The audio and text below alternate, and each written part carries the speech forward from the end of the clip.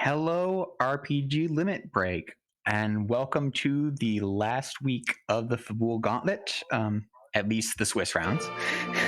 I am Mechalink, or Mecha. Here with me is Antidale, and we are covering not the match we thought we would, but the match that you deserve. LockeColeLive versus lufloof. Yeah, it's another one of our 2-in-2 matches where one of these runners gets whoever wins will play at least one more week on either a play-in race to get into the brackets, or depending on strength of schedule, tiebreakers could possibly get into brackets on their own.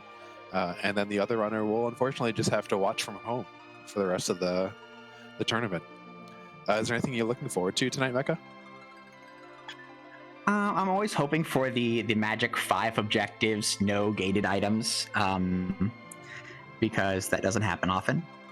But other than that, I just want to see a pretty good race. We've got the Sid start, so we're not going to have much early game trouble.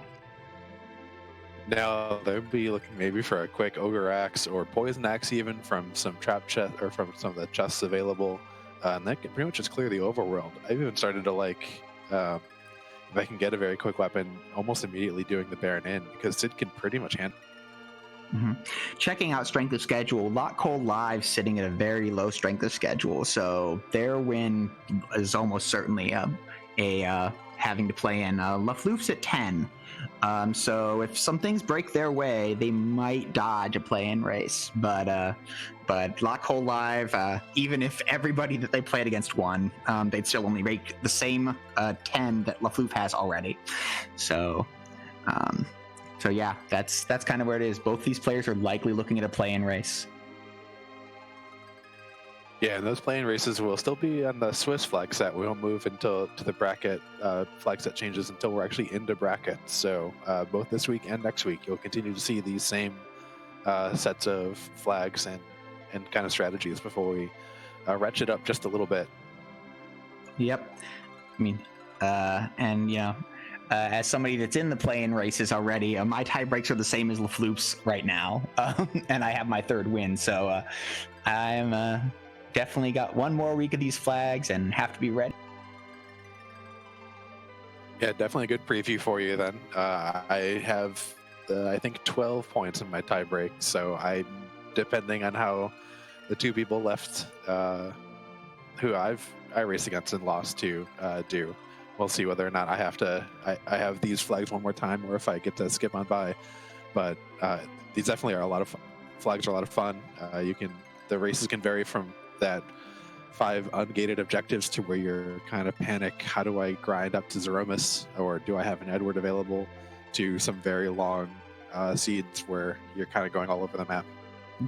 Yeah, and those long seeds, you end up with, you know, physical fighters at 55 and 60, where the Romus fight is more of a given than challenge. So yeah, this flag set's actually had a lot of variety that some of our other flag sets that we've done tournaments on haven't necessarily, and that at least has been interesting. Yeah, it's been a great introduction to 1v1 racing in Free Enterprise, which had traditionally been more of a kind of a small or larger group racing, where gambling on certain checks would net you more advantage. And here it looks like we're just about to get started. Yes. All right. So the first thing we're going to see is another character. Second thing we're going to see is the boss, and the third thing we're going to see is a key item. So Tella, a Mylon, and a Bahamut summon. Yeah, so Team Beard so far. We'll see if we get a Fusaya to continue that at some point. And that Bahamut summon will be real great if we find Iridia and get her enough levels to where she can cast that pretty heavy casting cost routinely. Yeah, 60 MP. She starts with 10, so she needs little levels. Tella's got great spell utility, so this is really a strong early game thing. You've got some solid physical power and some utility.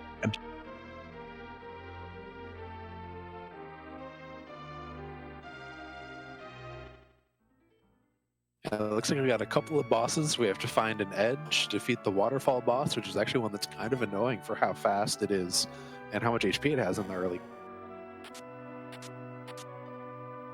Yeah, the waterfall boss spot is very fast and is supposed to get slowed down by being Octomam, but not so much in the randomizer flags. So that boss just stays. Well, it looks like we had a couple of Odin summons and some other nice stuff in the Damsian basement. I've seen a couple of mute bells, which can be very useful up on the moon for a sorcerer grind if you can't find hourglasses. And I also saw a cursed ring and a black belt in the Baron. And a Dragoon hat in the weeds. Yeah, the Cursed Ring is something that is sought after highly in this flag set and can be found in stores. Now that they've got that, they don't necessarily have to check every shop looking for it, so it's just nice.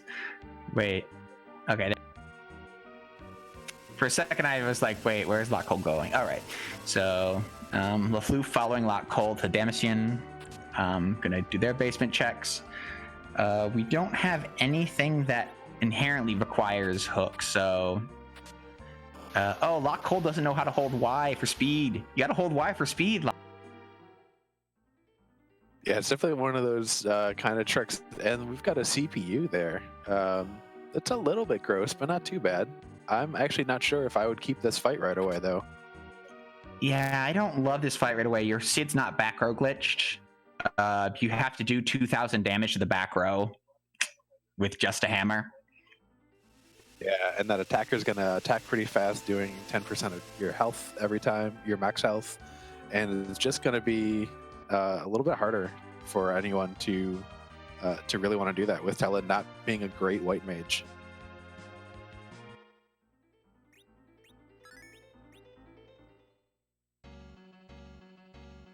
All right, and another small divergence. One of them going to check the Antline Cave, and the other going up to check the character and the boss on.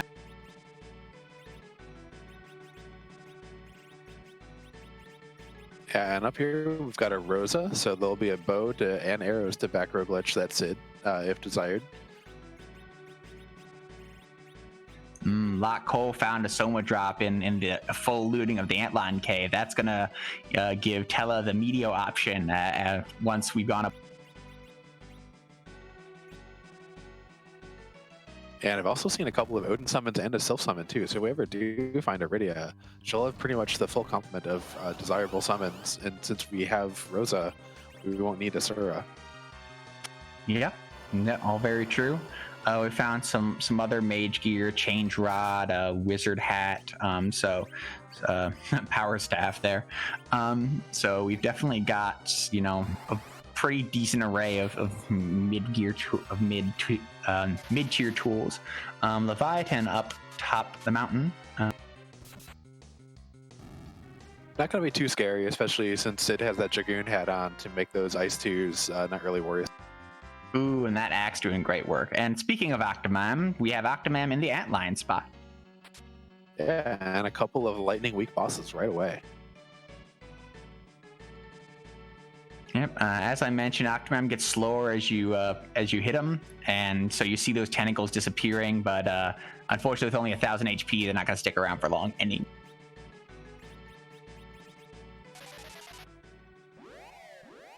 And an Earth Crystal. I've heard people call that the party rock, where you can pick up a couple more members of your party by going up to the Tower of Zion. Yeah, that's definitely true. 2 characters, 2 bosses, and 1 key item. Also, Rosa gets her exit spell, which is nice given that we know we'll have Rosa in a second. Smepty brings up that there's also like 22 chests sitting behind a door that the Earth Crystal unlocks that might just be of interest this early in a season. Yeah, I can feel pretty confident that I might not have to loot again if I went and dove that loot chest, those loot spots very early. Yeah, that's an interesting note. You mentioned that there's another set of flags in the bracket stages, and in those set of flags, where you loot actually matters. The set of flags under now, where you loot doesn't matter. Every chest is equally good. So yeah, just grabbing a whole bunch of chests at once and never looting again is much more viable. Yeah, it'd also be the first place that we could actually pick up the edge. That's one of our objectives, since Edge and Fusia are both required to be behind key item checks. Yep.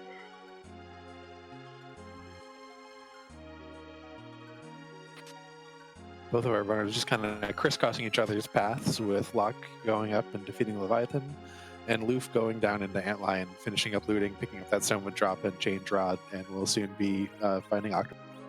Right, unless the boss on top of the mountain there is particularly hard, these are essentially equivalent checks. Or like sometimes though, or like the Antlion spot is almost always a gimme,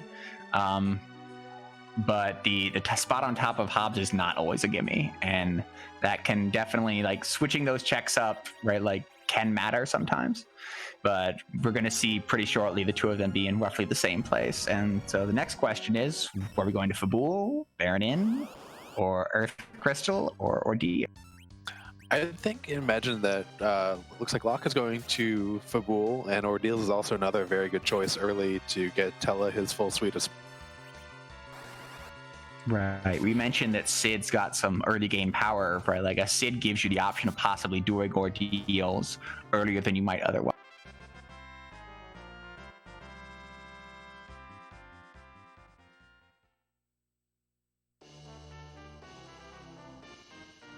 And Locke finding both Star Veils and Vampires in the Fabul shop. The Star Veils will be very nice throughout the seed, and definitely helpful for defeating that Asura, especially if we find her at a later spot.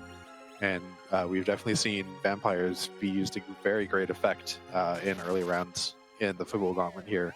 We'll do about 400 to 700 damage depending on the boss spot, and also heal the person who uses.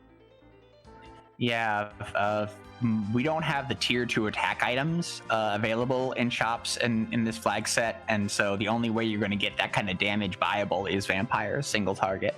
So that's another kind of more recent change that's under these flags. lufloof is going to do a little more shopping, and LockeCole is fighting. Yeah, this is a really good spot to find Kanato here. You don't have to really worry about the wave very much. There's just not enough HP here. It looked like that was a Bacchus wine, I think I saw in the Silvera grass. Yep, Bacchus wine of $5,000 a pop to buy them, but and they auto berserk, or they self berserk. And yeah, Kanazo, the other thing being that this is not a party that has low HP, so even if a wave were to get off, what's it gonna do? Yeah, Sid's not really going to worry about it. He can just tank it and attack with that poison axe.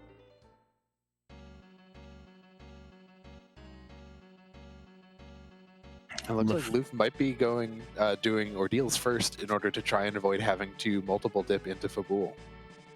Yep. Now this is kind of a long gameplay, right? Where, like, there are other reasons to come back to Fabul, unlike many other places.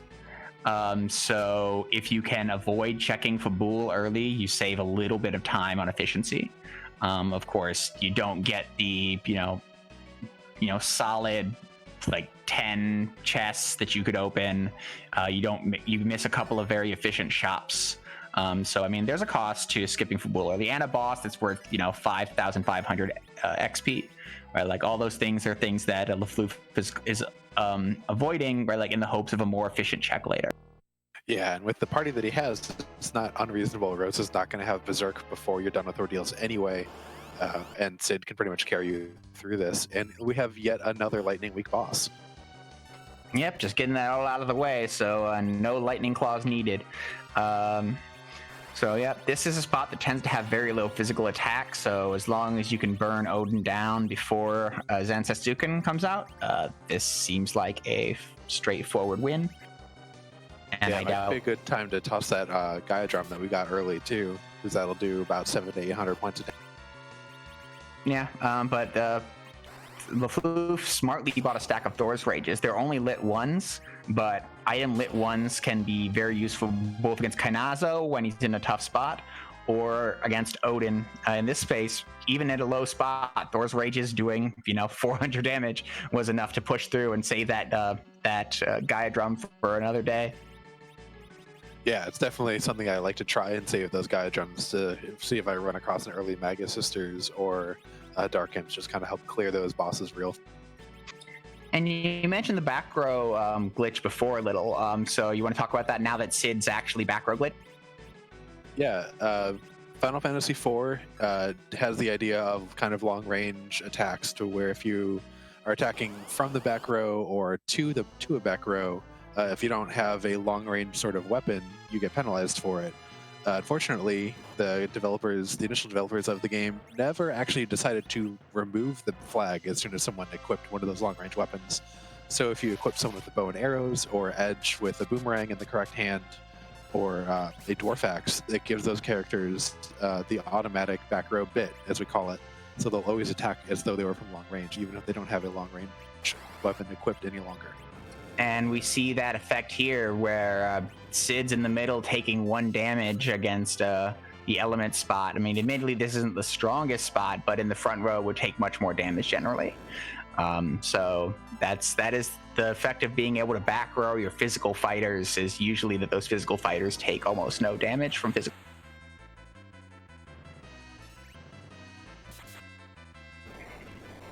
That said, this magic is getting dangerous. Oof, Sid gets there. Yep, Sid's got enough HP to get through those pretty gnarly trio of fire spells that Rubicon form of elements will throw out. We'll do a fire 2, a fire 3, and then a multi-target glare as well. And in the wrong spot, that can really. Yeah, I mean, and that fire 3 already did hurt. I don't think Sid was going to survive that glare if it came out. But lufloof is through, and will be rewarded with another boss in an easy spot. All the Cecils will be paladins. All the Tellas will have a lot of spells, and a key item, hopefully. Yep, it's at least a pretty good item, and we saw that glare doing about 1,200 to Locke's party, or Locke solos. Yeah, it's a bit much. Yeah, this is a place where you might think about, and there's a Murasame for the Edge will eventually get, so that's nice, and a D-Mist for a bonus. Yes, Derek Mist, our old friend. This is kind of fixing. There's a free key item in the vanilla game where you essentially just walk up to Edward in the bed and Troya and you hand you the Twin Heart. Because that's not quite as interesting, we have put that key item behind defeating the Mist Dragon, and then checking Rydia's mom, who passes away when you kill the Mist Dragon. So that's one way that we've kind of spiced things up. And so you're always on a boss hunt in these flags, even if it's not an objective. Yeah, the D-Mist troll is always real in pretty much all of our tournament flags. Yeah.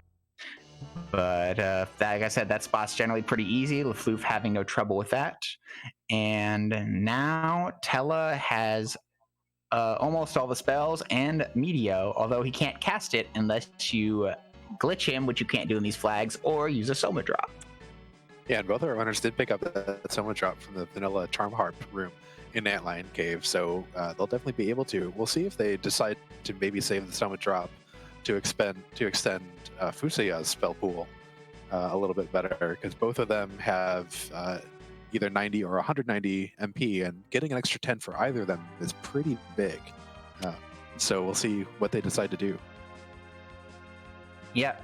No, both of them have, or like it just so happens that for Tella, unlocking Meteor requires it, whereas for Fusoya, his primary attack spell takes 50 MP. So rounding that off to a nice 4 nukes is much better than 3 nukes and 2 vibrators.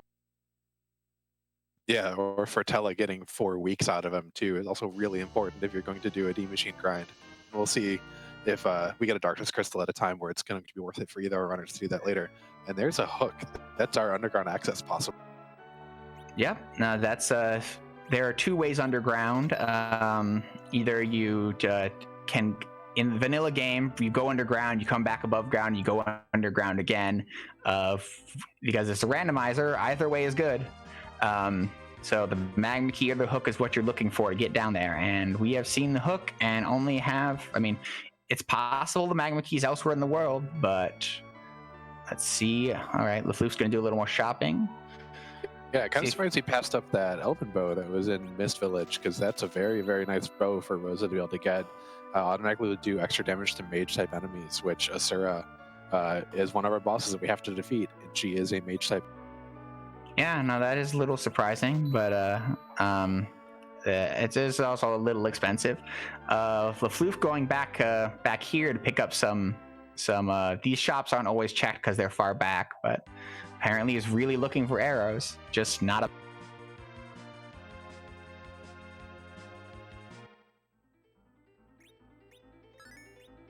And one advantage Locke has from doing the Fabul check already is that he's got a Pinktail, and since we have a hook, that's an immediate tier 7 item available to him at the Pinktail location. Normally that's an adamant armor, but we've turned those off because those are just a little bit too strong.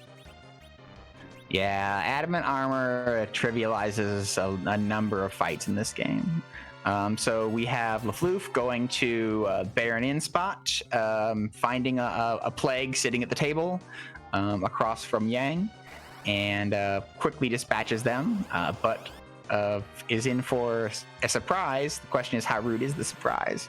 It's Dark Knight Cecil, one of our... Yeah, kind of rude, but not too bad here. Sid will probably have to toss a cure. Oh, Rosa's got the 1 cure too. That's necessary. There's no XP here, so we just kind of can wait this out at this point. Yeah, and that makes another good, efficient kind of routing check. Whereas, where this fight ends, and then they, instead of going into Fabul, into Eblon Cave like LockeColeLive has done, Lufloof gets to going in and then coming back out. Lufloof gets to go all the way down, possibly, if they're not going to do Earth Crystal beforehand.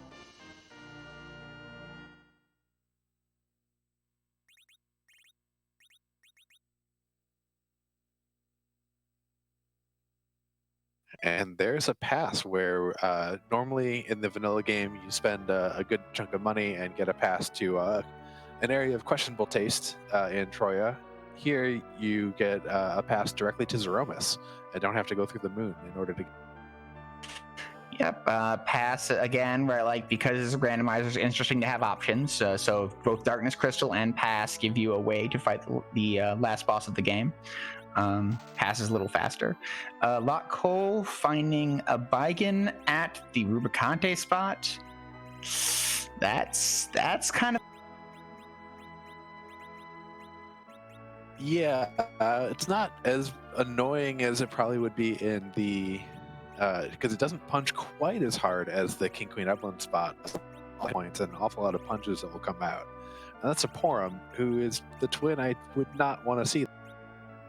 Right, this team lacks AoE capability by and large, and that's the Bigan is nothing if not a boss that really rewards you for having a little AoE action. Yeah, you mentioned earlier that Tella got most of the spells. One of the important spells Tella did not get is Quake, because Tella can't learn it, and that's something that Palom and Rydia both can learn it. Palom learns very, very early, level 23 in this flag set.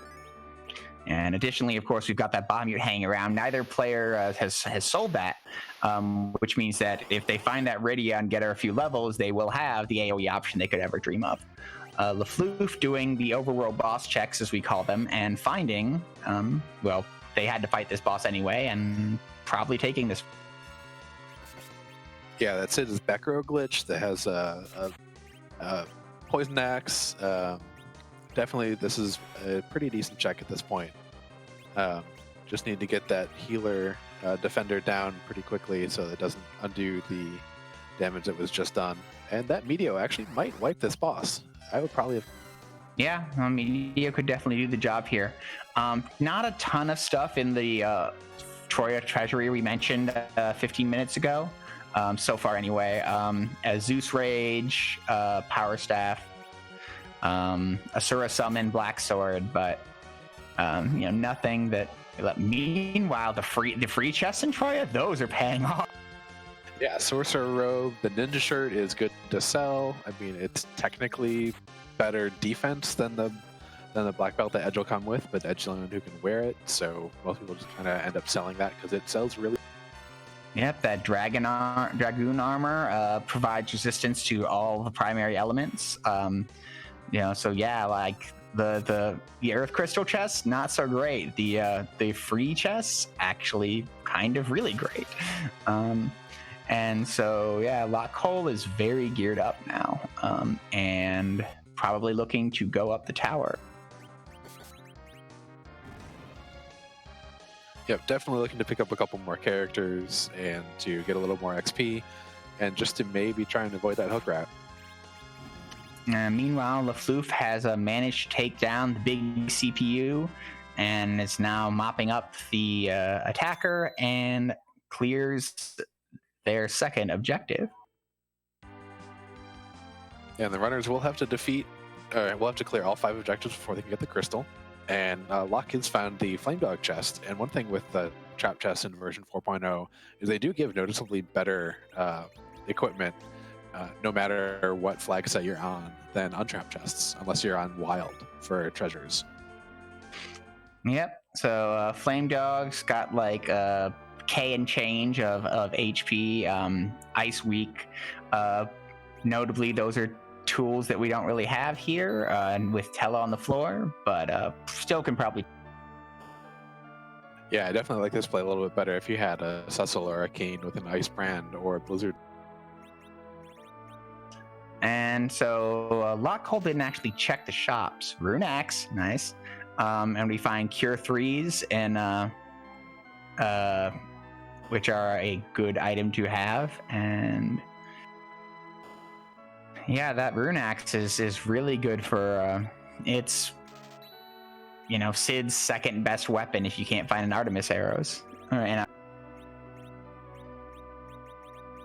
Yeah, and again, we keep talking about mage-type enemies. That also does extra damage to them as well. So Mega Sisters and Asura will take a lot of extra damage from that rune. Yep. So no, the Rune Axe is a very nice pickup.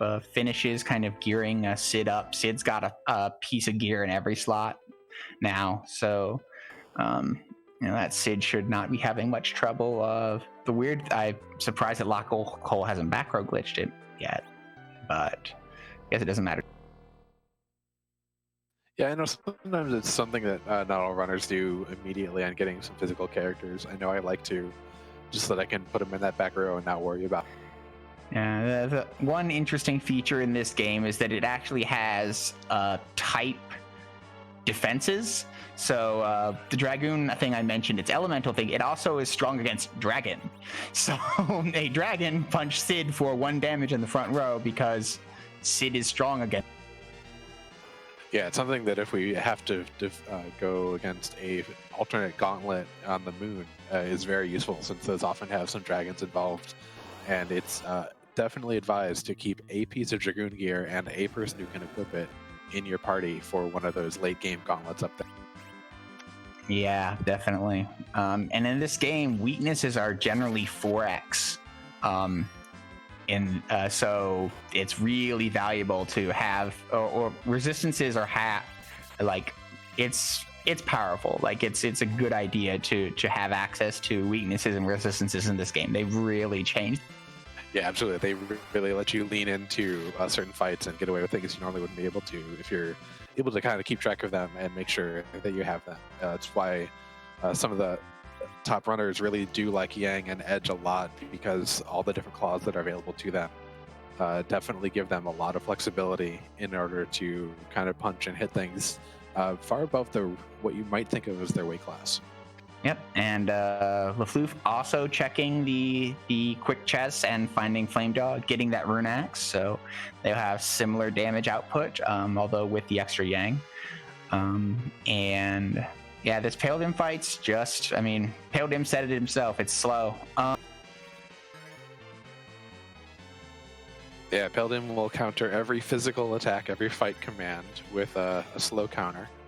So it's one thing that the relatively low-level Yang that Loof has can use the power ability in order to get around that a little bit, as well as Rotha's aim command if a bow is equipped. Yep, and LockeCole does get through that boss. It's reasonable to be here. It's not a terrible place to find find that boss. And this party's these parties are pretty well set up to manage to finish it off. So what do we got here?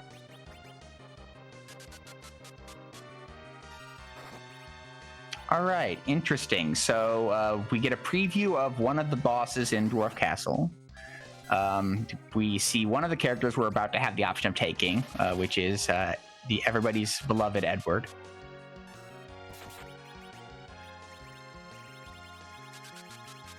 Yep, and there is Edge. That will be LockeCole's first objective. Yeah, wow. So Edge in Earth Crystal. Now there is one dupe, so it's not guaranteed that the Earth Crystal was required, but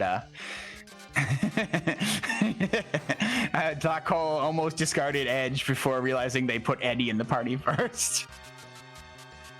Yeah, that would have been a quick trip to the city after this, because we do also have the ability to reclaim characters in the new flag sets that is turned off with the C by flag. Ooh, and here are Mega Sisters. Yeah, you mentioned them. Trio of mages, complete with spells, a little bit of physical, and weakness to mage-type attacking weapons like the Rune Axe. So Sid should be able to cut these ladies down. And we were mentioning the recovery flag is on here. Somebody in the chat commenting that wow, even FF has randomizer. There's a randomizer for 1, 4, 6. I saw a randomizer for 13 cross my view recently. What can we say? People love randomizer.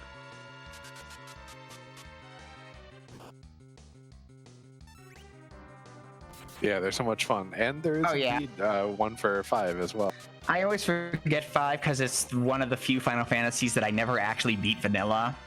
I have seen people play the randomizer, and I know that there's some community around it for Job Fiesta type stuff. So yeah, that's definitely a solid community around the 5 randomizer. There's multiple 6 randomizers at the moment, actually. Tactics randomizer I spent some good time on earlier this year. So yeah. And, one of the sisters managed to charm Edge and got him to kind of attack the party, prevented Rosa from getting any experience in that fight. But Sid was able to finish up the job, and LockeCole is through Zod. Yeah, we all know that Edge is a little bit of a womanizer, and that didn't work for us here. But we will get exit on Rosa here, as well as a key item, as it teleports us all the way back to Baron, which is strange. Lufloof still fighting this fairly slow fight, but we'll be rewarded with that Edge, and we have the magma key at Earth. Yep, and that's why we often have runners do all of the available overworld checks before running down the hook, because it's a little painful. Yep, as I mentioned, there's 2 ways underground. The magma key is a lot faster, and LockeCole is now, maybe that they know that they're not going the hook route, going to pick up that, I'm interested in checking this spot and getting a Yang.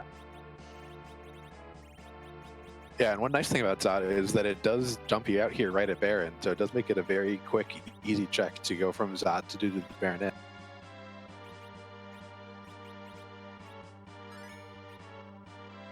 Yeah, Sid has so much HP here that this is not even close to a problem.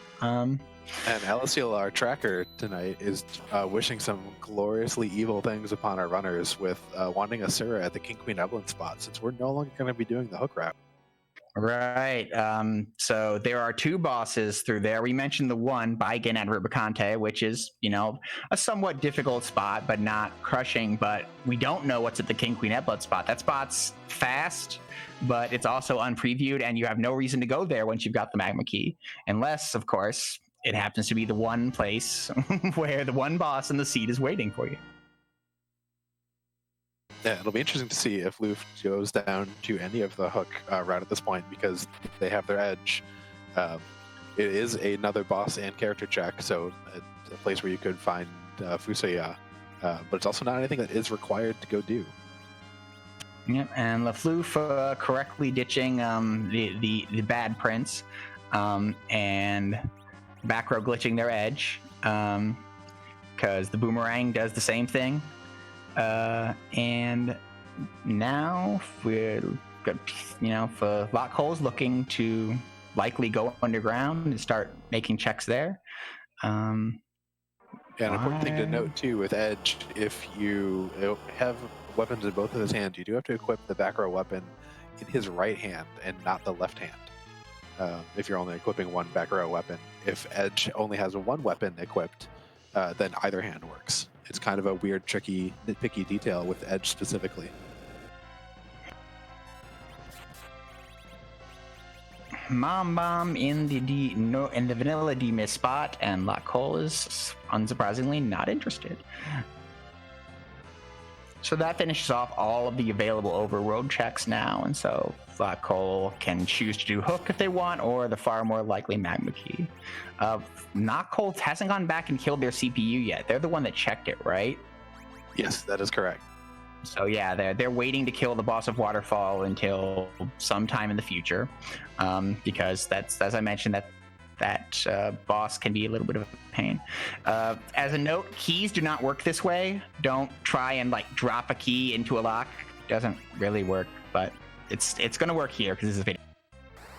Oh, is that why when I tried to drop my keys into the sewer grate, it didn't unlock the underground passage to the sewers?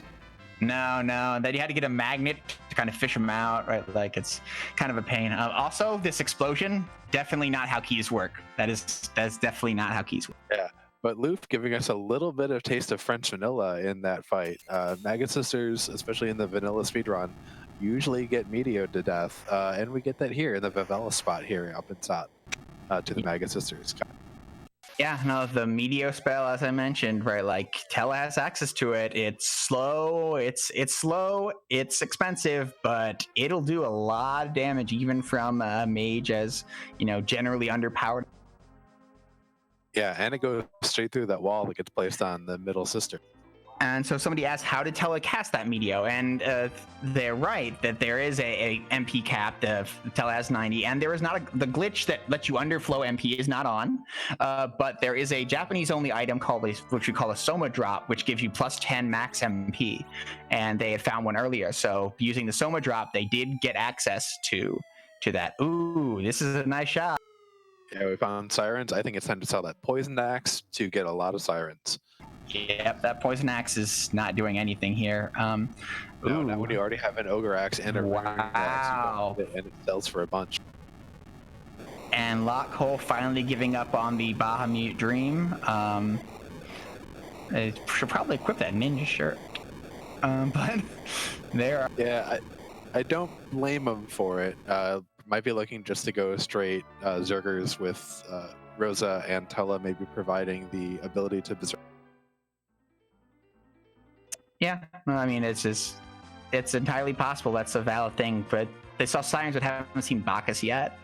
But yeah, two berserk casters is enough to get the job done, so it's definitely a fine strat. And lufloof is following underground while LockeCole checks the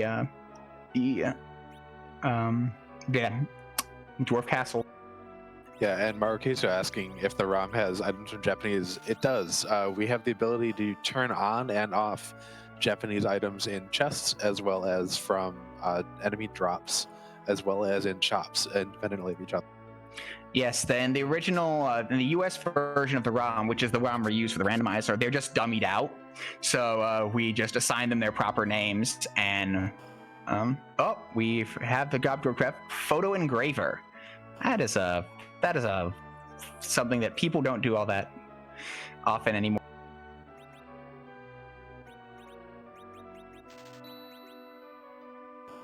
And on the right side of your screen, you see LockeCole attempting to grind on the eggs.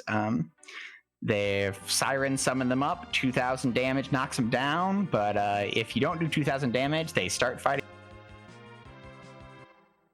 Yeah, the Siren will summon the rarest encounter in an area. And there are a few areas in the underground where you do get these eggs that, exactly as Becca said, don't have that much HP and give you an awful lot of XP, but you do actually have to kill them first shot in order to make them safe. Yep. And lufloof gets the good news. Oh, I missed this. Silk webs in this shop as well. Silk webs are an item which casts slow twice on every enemy. That's more useful than you think. Yeah, it's a cornerstone of what we call Eddy strats against Zeromus, along with Star Veils there, and just is a great tool to use with the bosses a little bit too fast for you. Yep. Yeah, notably casting slow twice in effect is enough to basically the maximum amount of slow you're going to get on something, and so it is a very fast way to reduce your enemy's action economy. And as anybody who's played most games knows, action economy is life or death. In this game, it's speed.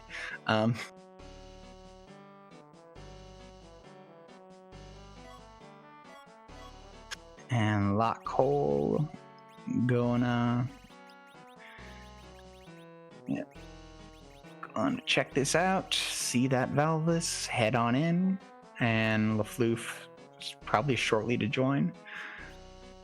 And they both finally remembered that they have ninja shirts. Yeah, I think Loof actually just picked up an extra one out of the pot down there. And one interesting thing is that those throwing, I think Loof has kept a ninja star, so throwing that ninja star will be able to do full damage against the Valis, even in tornado form. Huh, really? No evasion effect?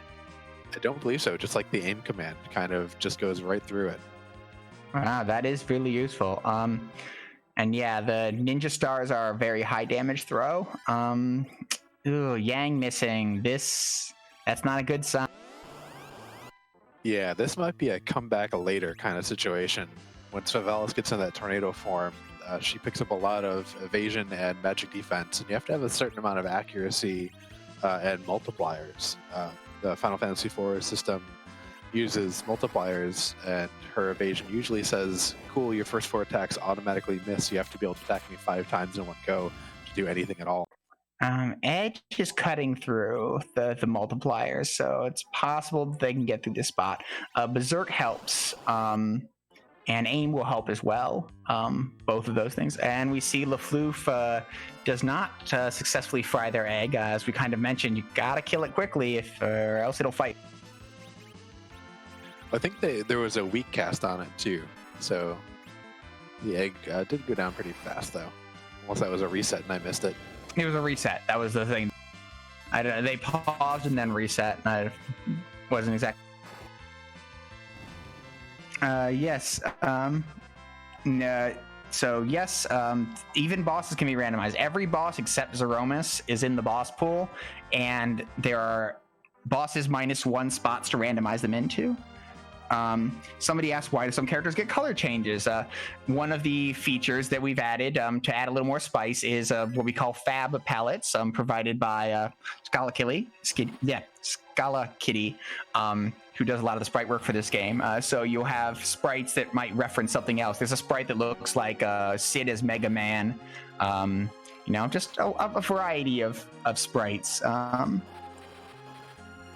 Yeah, most of them are referenced to other video games. Some of them are just super cool palettes, like all the Vaporwave stuff that came out in version 4.0, which was the 3rd season of the Fab sprites. Everyone has kind of a Vaporwave palette. Yeah. All right. lufloof is continuing to loot. And this is the Cave of Summoned Monsters, the Fey March. There's a free key item, which you just saw, the package.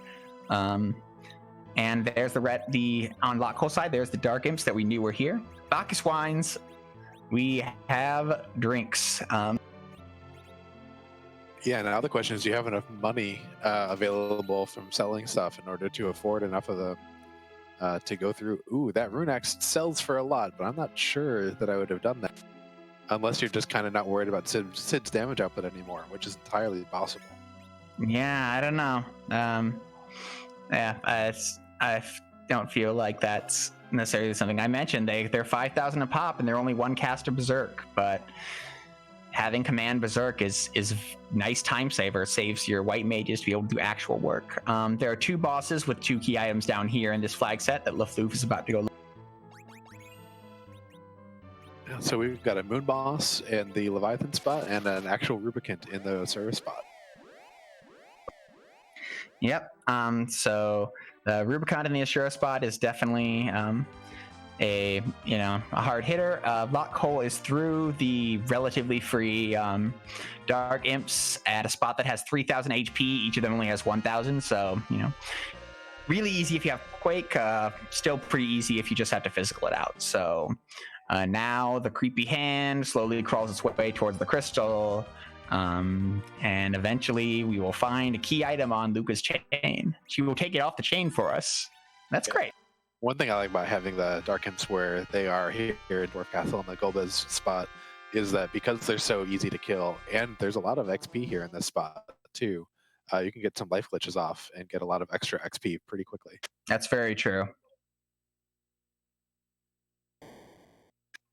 White Spear, not what we were looking for here. It's dartable, but it's not equipable.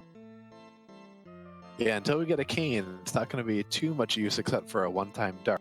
And we're already past the bosses that dart's going to matter the most for, both CPU and Valus. Yep, and again, we see them switching positions as LockeCole goes underground to find their package and look at their king and queen of summoned monsters, and now see if lufloof is ready to take on the world.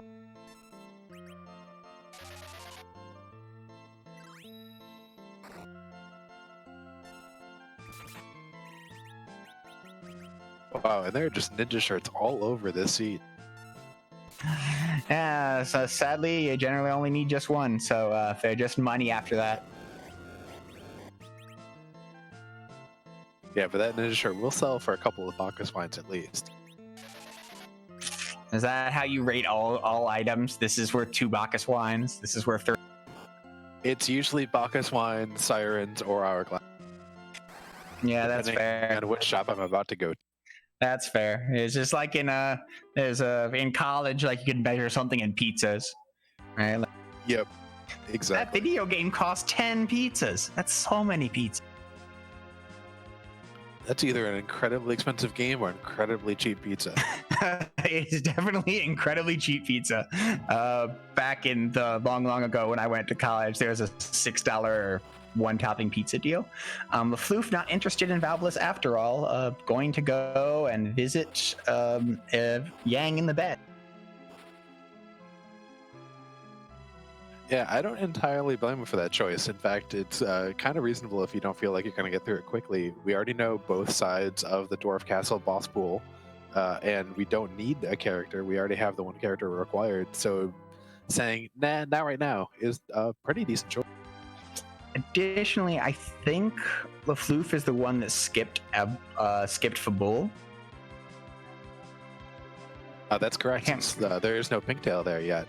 Right, so they have, like, this is what you do instead of you can, because like right now without the pan you're looking at triple dipping Fabul on LockeColeLive side, whereas lufloof has reduced it to a double dip. Right, like that's why you, like I said, like you kind of trade that little early experience for a little more efficient routing, and lufloof is getting to pay off on that. We've seen the boss at Leviathan. Leviathan's grown up a bit. Was that the nope rope? That was the nope rope. And somebody's bringing up that, yes, we could check package and when the overworld as well. We'll see what LockeCole's interested in doing now. They're also going to... Ooh, no, we are doing tower. Keyless tower. Yeah, that might be the better choice, especially I didn't notice if Locke had save at the bottom, but it's not a bad choice to do keyless tower. No, given the bosses that we have available to us, I kind of like. No, it's very reasonable. So tower, the big problem with tower is that you can't exit out of it. So it's a long walk up and a long walk down. There is one boss at the top that you can always access, and there's another boss and key item, and there's a boss and key item in the middle that you can access if you have the tower key. So again, where like efficiency and routing says, well, wait till you got the tower key. Sometimes the tower key's at the top. And so this feels like a bit of a gamble on Locke's side, right? But if the tower key stays far away from us, right, like it could be a while before lufloof makes this check. So if it's important, right? Like this could be a big deal. If this is Baron Key, for example, where like LockeCole suddenly jumps into, right, like a much, almost being ahead, right? Like, Yeah, and it's a play that Loof would also get some good advantage for, since Loof hasn't gone to check the hook and doesn't know what boss is there in the vanilla Rubicon spot. You do get a peek at what boss is there when you check this. yep. So yeah, and it's another Mylon. Mr. Bus Driver, I don't think we've seen any the pigtail check from either runner yet. This is Loof's first chance at it, and I think Locke did not bother to check on the way down. He did not, but here's the interesting thing. Sheila won the first Sheila check. Instead of the pan, had the tower key. So now lufloof gets the efficient check. And this is Mylon by himself, trying to push people into a ravine off the top of a tower.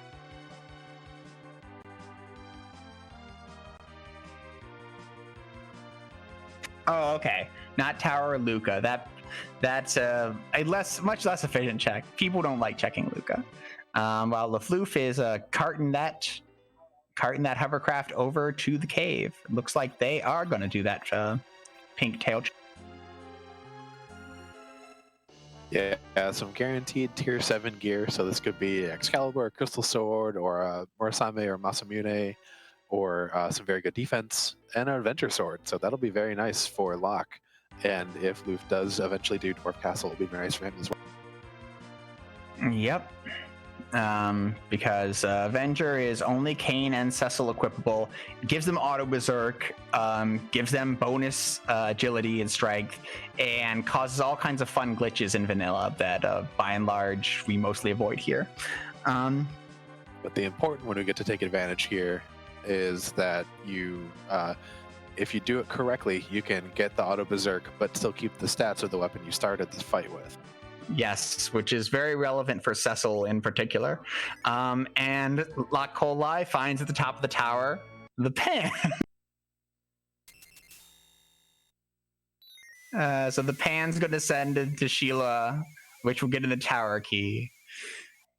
And we've got Kane at package. And what the heck is that red hair? One of the random NPCs that kind of walks around a town and blocks your path. Well, they're on fire today. Another small randomizer thing that we do is randomize the package sprite instead of being a bomb. At this point, it's clear that lufloof wants that Kane. With an Avenger, I can't necessarily blame him. Yeah, no, it's and knowing that Vivalis is in the way at Dwarf Castle too. Right. Now having access to it, and then that will make that white spear that you get out of Dwarf Castle all the sweeter for lufloof. And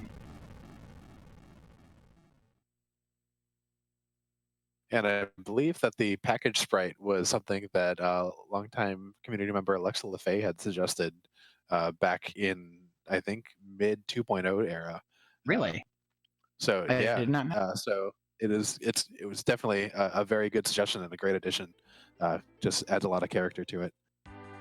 Yeah, no, I really enjoyed that. Sometimes the sprite is great. The stoned twins are in there, so that one was really good. Yeah, you get some good stuff, some fun headcanons. And okay, they're flying up so they can go to Kaipo. That's fine. It looks like we get Twin Harp from the Sylphs. Twin Harp. Everybody loves Twin Harp. The possibility of music is here while lufloof goes and gently nurses Kane back to health, and LockeCole checks the other half of Sheila, returning the pan to her. Thank you, Sheila, for leaving the pan at the top of the tower.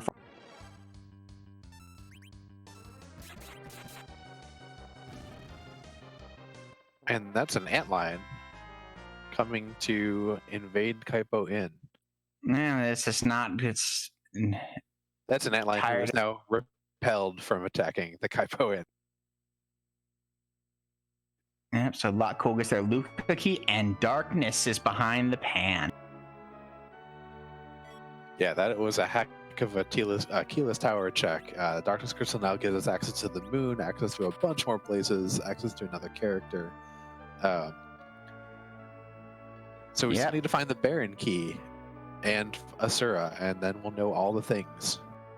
Yep, and that puts LockeCole up to 9 key items. Notably, we have you get double the XP once you reach 10. So 10 key items is a place you want to be. We find illusions in Kaipo. This is the first time we've seen the shops checked. Illusions are another Japanese-only item which uses the blink spell, another strong utility spell to have access.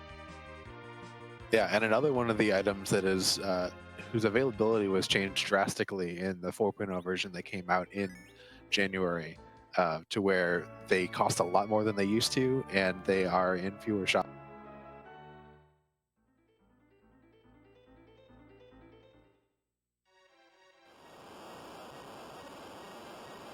And lufloof briefly popping in, possibly realizing that demist isn't a thing. Checking the demist boss spot, while LockeCole mops up that CPU with no real effort and completes their second objective. Yeah, it ties them up at 3 apiece. Yep. And so now we truly are essentially tied, except that LockeCole has done tower, has pan, has their thing. So now lufloof has to make the decision. Do they do keyless tower? Do they do Dwarf Castle? Do they do King and Queen of Summon Monsters? Or do they do Luca Key? Looks like it's going to be the Luca check. Another one of the checks that you can do and immediately just kind of reset out of if you don't like. But it is important to check the boss, because you can pick up the key item before you see the boss of the cave, and we do need to still find that Asura. So it's kind of a good double check, and you can kind of just say, nope, I don't need to warp out of here if you don't need either of the thing. Yep, and LockeCole is going to pursue that twin harp. Apparently, they just don't want to leave Earth without having ran down everything that they can. So this check's a little long, but it's going to be really easy, by and large. And we will get to listen to another nice feature of the randomizer, is that we have randomized the music that Edward plays here because his taste in music's kind of boring. So we spice it up. Yeah, in the 20 plus years since this game came out, Edward's picked up a few new tunes. Well, that's good. Let's see how quickly LockeColeLive fails this fight. Perfect. Perfect self-deck. Yeah, it's always good to avoid those animations, and it is time for us to let everyone enjoy the music.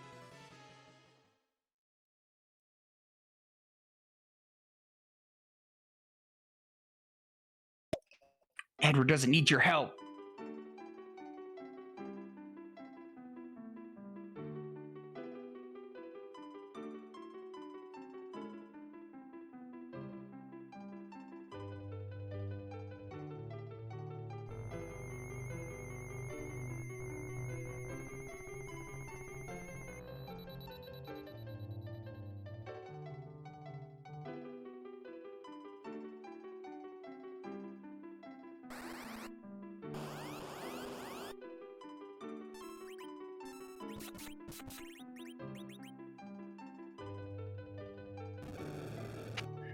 Dark elf. Gross. Rats off to lufloof, too.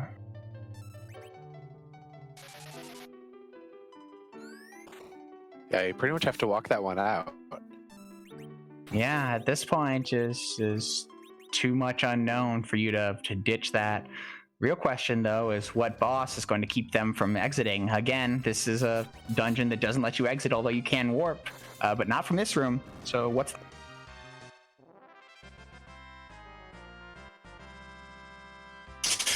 Ooh, Golbez here is not good. No, there is an awful lot of magic power here, and Golbez is very, very fast. Yeah, this spot cost me... it cost me significantly in the Highway to the Zenith Zone. And we get Adamant out of Twin Harp, which is not an item we're looking for, but it is the 10th key item for LockeColeLive, so double experience is online. Yeah, and half an Excalibur. If we find the Legend Sword, we'll have to go to Coco's shop and ask him to forge us a very nice holy sword. Yeah, honestly, on Lufloof's side, I would I would reset and use status tricks, which I didn't use at the time, and that's why I lost that race. I know better now, because yeah, this is going to be real bad. Yeah, taking advantage of the status priority to where if you have certain effects put on you, you don't get ones that are at a different priority level. So like Piggy blocks you being able to be berserked, but Piggy and Size and Mute all block Golbez's hold spell, so you'll be able to put up a Star Veil immediately when at the right time, so that you'll be able to just kind of ignore the hold and get a spell off, get your Star Veils off, and then just bounce spells back at Golbez and just kind of take that fight home free. Yep, and unfortunately, Lufloof is not interested in trying that out. It looks like they're instead going to give Dwarf Castle a try. LockeCole also going to keep a cane around. So in about a minute or so, they'll be back to taking care of the rest of the seed. After smashing Antlion against the floor in the end. And yes, Marilyn Key, that is the rat tail. So that is a known, fetch quest that Lufloof is leaving on the table. It's possible that that's where Baron Key could be, for all we know. Yeah, I imagine that's going to be something that will weigh on the runner's mind for the rest of the seed until that Baron Key is found. Yeah.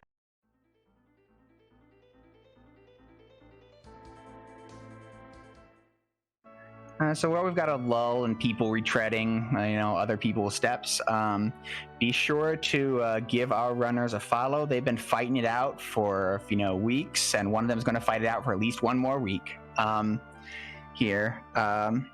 And thank you to our tracker, Alicel, who has helpfully executed the runner's command, so you can see. And Smepti... One day I'll pronounce his name correctly. No, I did that time. Smepti is our restreamer, and so give them some love. They're doing the work so we can focus on the making words.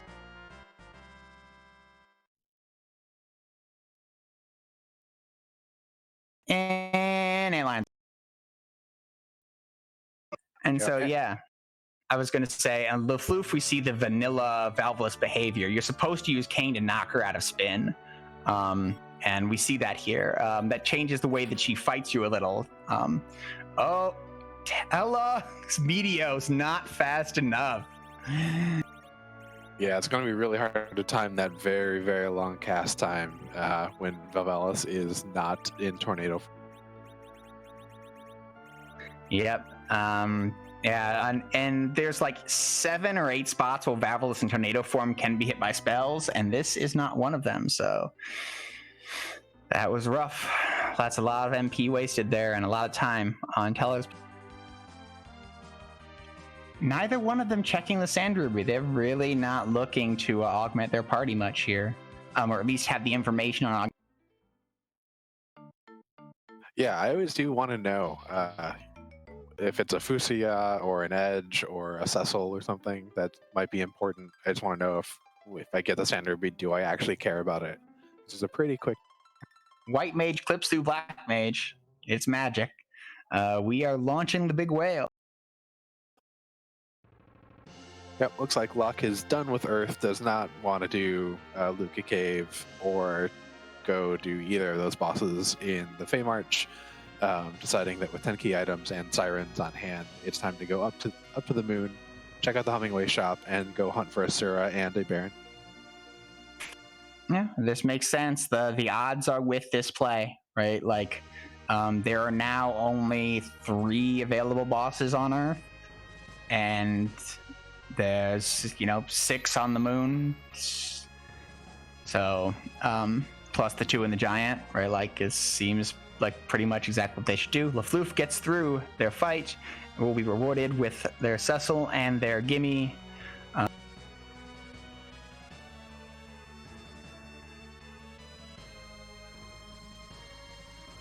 It'll be interesting to see who they drop, if anyone.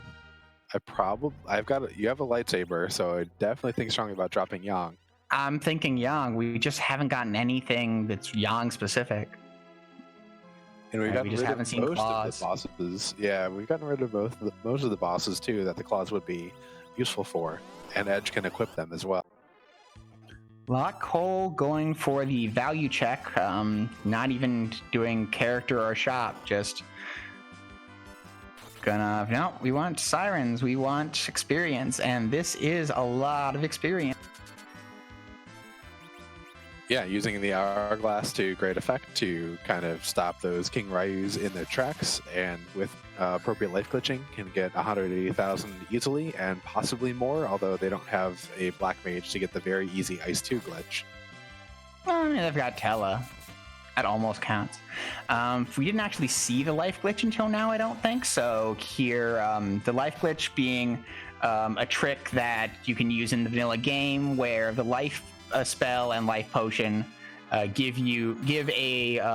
revive somebody based on their vitality. And monsters just don't have vitality stats. So you kill a monster, you manage to get a life spell to resolve on them or a life potion, they'll come back to life, have no HP, and immediately die again. You don't see it, but they'll die. But that's free experience and gold that you can get by doing that method. So yeah, it's in this case you're going to see exactly that, and it's going to be worth 60,000 experience. It's a pretty good return on investment for a life. Yeah, absolutely. It's something that does not work out enemies that have the boss bit or undead enemies. That's right, and yeah, the undead enemies is one that's always sad. And there's lufloof getting the white spear, so now their cane is geared, very much so. Yeah, this is definitely a big improvement over a poison axe. Yeah, these are some powerful parties that these two have access to. Only Tella really dragging it down, and I mean that's Tella's job, is to drag things down. So that.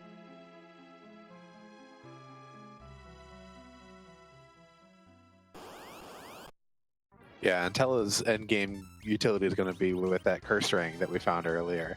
And here's some guards, which is another free fight. Yep, guards do not have the boss bit, which you mentioned. So, the officer and soldier also don't have the boss bit that you mentioned. And so status effects generally work on things without the boss bit, including stop. So these officer and soldiers will take no more actions this combat unless this combat lasts some ungodly number of turns. So, yeah.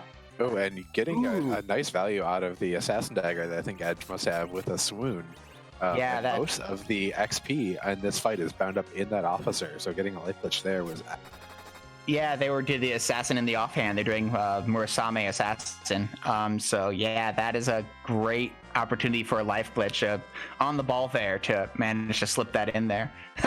And we get 3 of the 4 soldiers get insta killed by stuff, and getting over 100,000 experience for their efforts. There's a particular quirk of the ATB system and insta-kill procs like that, where if you stop them and they're at the right spot, you'll get 100% proc rate on it. Unfortunately, the key item is the spoon, which is another dartable item for Edge, but another key item, but we've already got 10 and not the progression we wanted. So now LockeCole is going to probably go and check. Meanwhile, lufloof is going up the tower, and we know that this is the necessary play at this point. Yeah, definitely good to not spend any time in the Fame Arch, waste any time with that, looking for stuff that won't get them at least to the moon. Yeah, I mean, we don't know what the items are. It's entirely possible that the items and Fame Arch, one of them could be the tower key, and that would send them here. But, I mean, this is the correct check one way or the other, so they are going to, they're going to be able to progress here, and, from there on, we'll see whether, which one of them finds the Baron Key and Asura.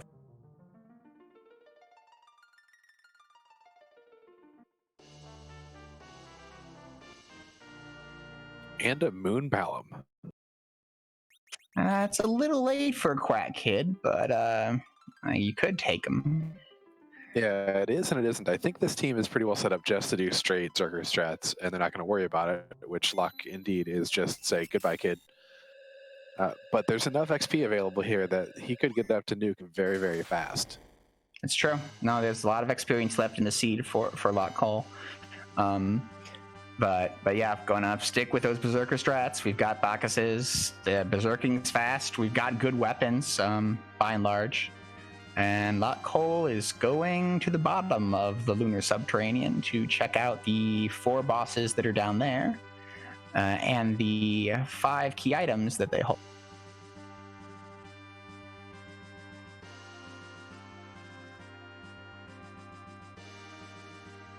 Loof doing a good job of managing Tello's experience, making sure he doesn't get a whole lot of it to keep his agility naturally low, so you don't have to curse ring him in order to kind of keep yourself at the relative agility 1. That is a very valuable number for Berserker strats later in the game. Yeah, I mean, and it is possible for Tello to out-level that the agility, and agility 0 in particular is very helpful for knowing exactly what your turn order is going to be at Zeromus. Not just relative agility 1, but actual agility 0 pretty much guarantees that it will be in party order, and that means you can plan out your turn without having to guess. Yeah, and Sardine in chat asking if we've seen the Twin Harp. We have indeed. Twin Harp was given to us by the Sylphs, so once we get the pan here from Loof from Mylon Z at the top of the tower, we'll be able to go visit the Sylphs, tap Yang on the head, and get that Twin Harp. Another back row glitching for Cecil there. The Dwarf Axe is the weapon that can back row glitch Kane. Cecil has a couple of options, but Kane can only be a back row glitch with the Dwarf Axe. So, and LockeCole's going to go for the D-Lunar spot. And is this even? We have the vanilla D-Lunars in their vanilla spot. So, should be pretty straightforward. There's some fun frog strats if required, but with Kane, the jump spell, and a white spear, I don't know if it's going to, or jump ability, I don't know if it's going to be necessary, but it looks like we are going to get some frogs. Yeah, I mean, I kind of agree with you. Like, Kane, jump, like, you should be able to do some quad 9s fairly quickly, but they are going to go with the Lunar Frog strats. So, if we talked about the boss bit a little earlier, an interesting thing is that the boss bit is actually... The boss bit blocks things that don't have the boss bit from hitting you. D-Lunars have the boss bit, so they can hit themselves. And in this case, we're going to help them hit themselves with a fine spell that you might know from other parts of the series, and normally isn't reflectable in those parts of the series, but is here, which is to say, Bad Breath. Yeah, and while we're waiting for that to come out, and while Loof is going to pick up the Twin Harp, Magus asked in chat how the seed's been so far. And to give a quick rundown, we started out with Sid, and I don't remember which other character that we started with. That's right. And have had a pretty straightforward seed. We did have a bit of a fake out, thinking we were going to have a hook seed, but the Earth Crystal that was given to us gave us the Magma Key. And here we see the problem with being a frog. The D-Lunar script still thinks they can wall. They can't. Can't cast fire, can't cast virus, can't cast wall. They're just frogs. And so this will be, it's 42,000 HP or so split between them, and the LockeCole is just going to tear through that real quick and get their 2 key items.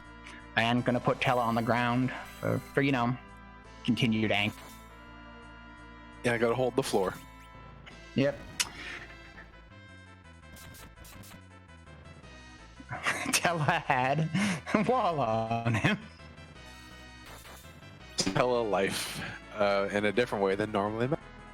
Yep. And the Lufloof gets their Darkness Crystal, and now again they have the choice. Do they want to finish out Earth? Do they want to go to the moon? What's the play here? We know that Twin Heart doesn't have an item we need or a boss we need, so it would benefit Lufloof to head for the Darkness Crystal. We will see what they're thinking. Yeah, this is one of those ones where, depending on your opponent and how far behind you feel, you might feel very strongly about whether or not to do music. Yeah, and in this case, they're going for the Darkness Crystal. Second Avenger and Zeus Gauntlet. Oh wow, it's a party, and Cecil and Kane are.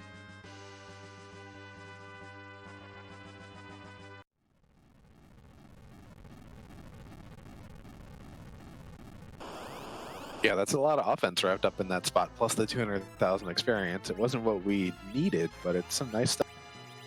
Yeah, that tends to be the case on the moon, is it tends to shore up your offensive options pretty well. Calbrena, a half-free spot here. Yeah, there's some options with dealing with this. You can either stop them. As long as one of each of the dolls is on screen, you won't get the combined big Calbrena doll. So we could throw an hourglass if there's still one in the inventory. Or if you can get Tell a little bit more MP and cast that Meteo, that could just wipe them all. All right, and I mean, I'm guessing that LockeCole just doesn't have any hourglasses left, because otherwise the back three are stoppable. They don't have the boss bit, and so that pretty much solves the problem. They're going kind of standard, take out the Cals and Brennas in equal measure strats, which will work. Yeah, it certainly will. And this is a spot where they don't have very much HP, so it's not a big deal to where you kind of have to really manage the damage you're doing. We see coffins in the lunar shop, but not of interest at this point.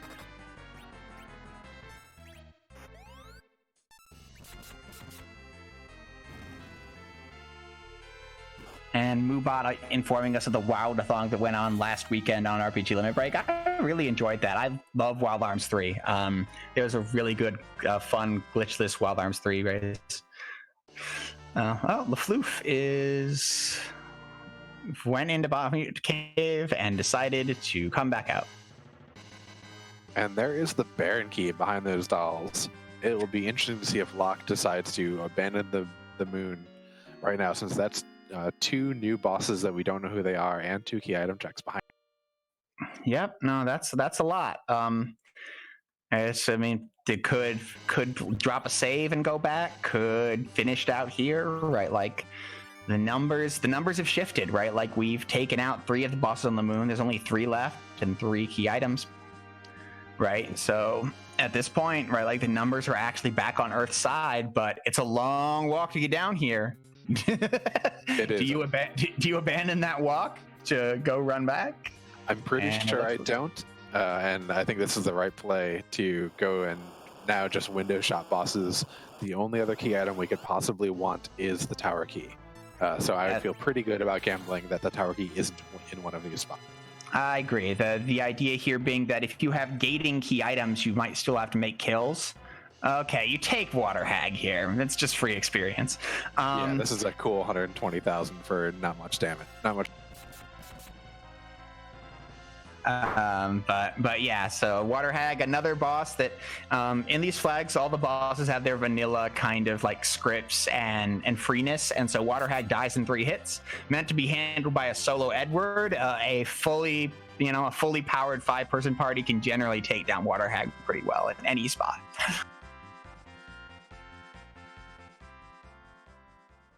And Tella gets to feel important, getting a bop on the head and an arm. Yep, and Tella continues to gain experience. That anchor slowly coming up. Sand Ruby, we don't know what the character is there, but another key item. Yeah, I think both our runners do have cursed rings. It's not that big of a deal for Tella to get XP. It takes him so long to get out of the range of the curse ring being useful on him. That's true. And Lufloof is going to likely... Do they have the hourglasses? Nope, they do have...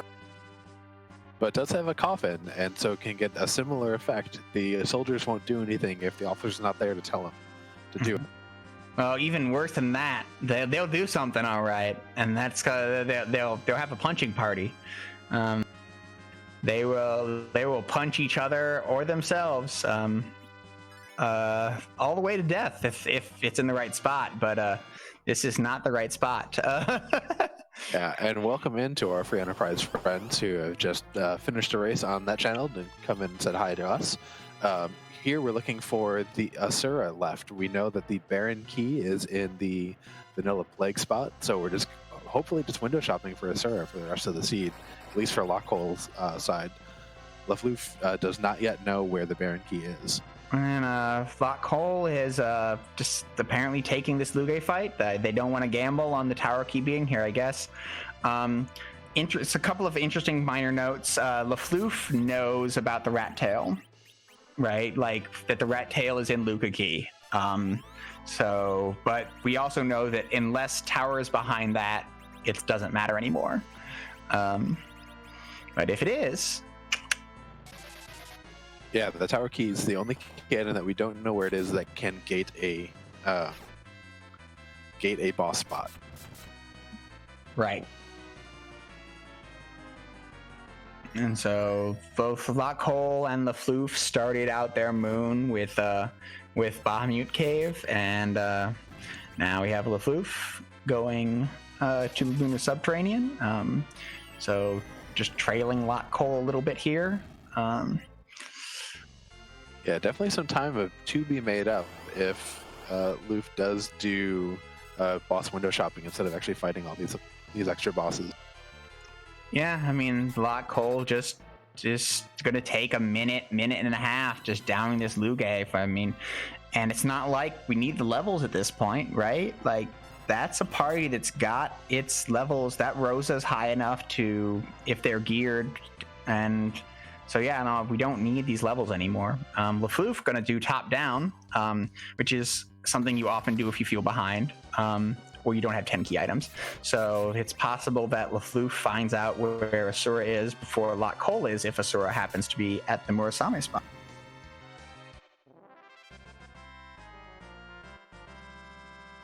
And that's an evil wall, Pale Dim, and that's a reset. All right, so Lufloof is either doesn't like Evil Wall or is in full window shopping mode, which is interesting because we know Baron Key's out, but or it could be a combination. And a life staff, that's the best white mage stat stick that Rose will probably be getting pretty soon. And Magus in chat, or not Magus, Lord Goober in chat asking if this is still Swiss. This is indeed the last official Swiss round. Next week we will have the play-in matches, which will continue to use the Swiss flags before we move on to brackets. Yep, and now Lufloof headed to the bottom. As I said before, we got 4 bosses and 5 key items head down here, and we know that one of them is the Baron Key that we need, but none of the bosses are the bosses we need. So LockeCole is going to check the last boss on the moon, find out its evil wall, and we'll see if they want to continue murdering helpless bosses for fun and profit, or whether they are willing to dump that spot for Asura. Yeah, I don't think I fight Evil Wall for the hope of it being the tower key I need. I think I would come back for that. Yeah, it's definitely a lot.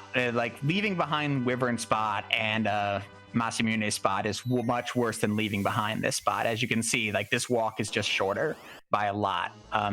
So the worst case is that you only have to walk this far if this is where tower key is.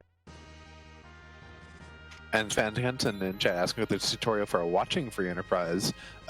Some of it is just learning from watching as you're doing it, but we also do have a YouTube channel as well as the normal Free Enterprise Twitch channel where you can watch some of the VODs. And if you catch from the beginning, or if you catch any of the live streams from near the beginning, we generally try to do a good job, or what we think is a good job, of explaining what's going on and why runners might be doing some of the things. Also, feel free to ask in chat for any explanation. Yeah, we try to be a helpful community. Our Discord is always open. And we've explained most of the techie stuff that has happened so far. Lufloof is full on just face checking here. Again, right, like, I'm not sure I love this because Baron Key is still out, but...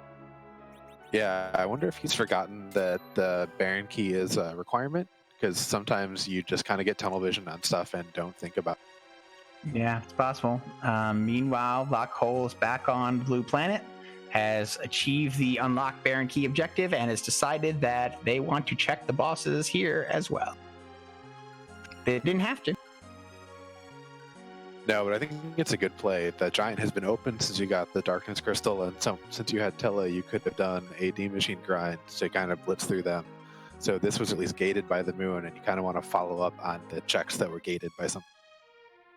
No, that makes sense.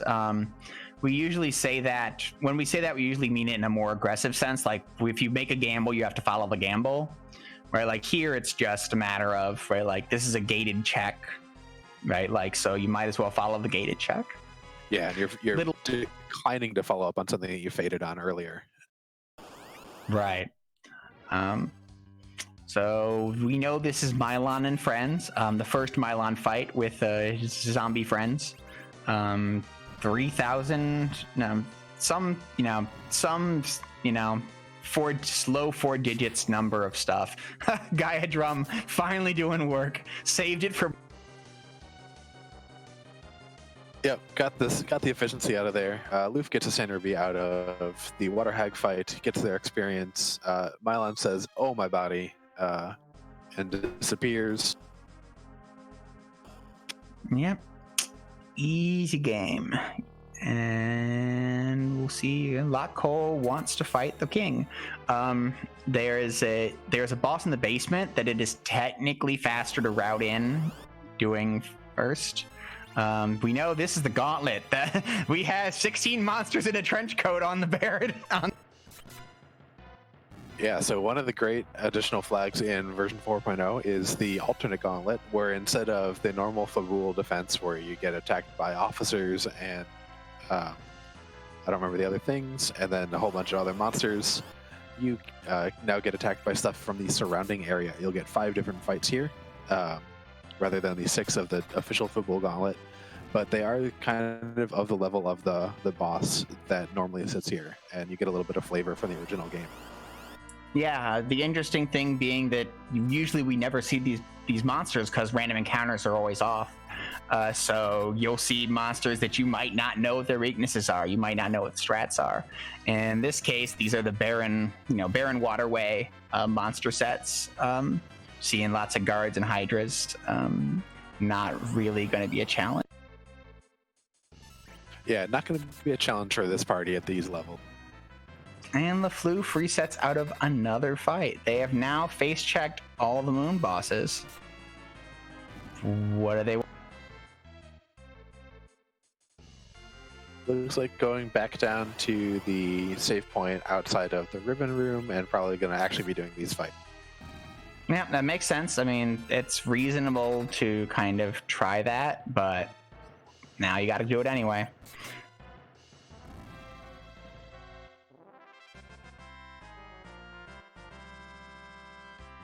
Too gross.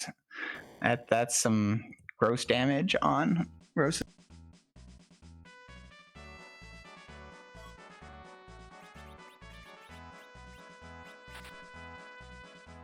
There finally is our summoner to take advantage of the Bahamut summon we were given right away. Rydia looks like it's going to be part of the party. Goodbye, Tella. Hello, Rydia. Rydia comes in with level 1 abysmal stats. It's possible LockeCole is hoping to keep her as an anchor instead, or really does want to like ramp her levels up, give her Bahamut, and have a party.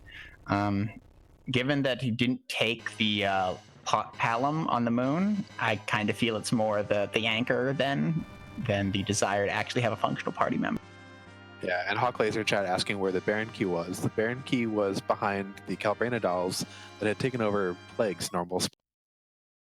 So, which is to say that lufloof is right nearby the Baron Key that they need to find. Yeah, he's been kind of dancing around that spot. It's a little bit hard to see continually resetting out some of these fights and not just sticking through them.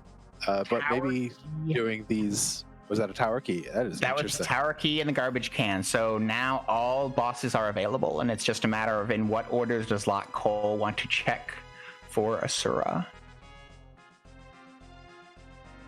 Yeah, well, it looks like it's Odin's spot then going to be Giant. Yeah, but that said, once Tower before a Giant, probably Tower before a Giant. But that said, lufloof, once they take care of the Calbrena spot, they're out of there, right? Once they know, and now LockeCole really just only has to face check bosses. So, found the other guards and nope. Exactly. Found the other guard, says, "No, you can stay there in peace on Odin's throne. I will go down and check the tower key." All right, so we've got the super cannon boss, the giant bosses, and the King Queen Eblin spot as our unknown. Oh, that's right. I totally forgot that we hadn't actually seen that because we've had the hook for so long, and we know who is in the Rubicante spot as by Locke also doesn't know about the Luca key spot, so Locke might go check Luca key as well while they're down here. Yeah, that would be a pretty reasonable bit of routing to check the underworld boss spots that you don't know yet, and then probably go check that Osiris, the King Queen Eblin spot before going up there. And there's a King Queen Eblin. King Queen Eblin. All right. So now there are 4 options left, and it is Luca key. This makes sense. The routing is clean. We know it won't pay off, but that doesn't mean it was wrong. Nope. You now get to check the entire underworld off on your mental map and never come back.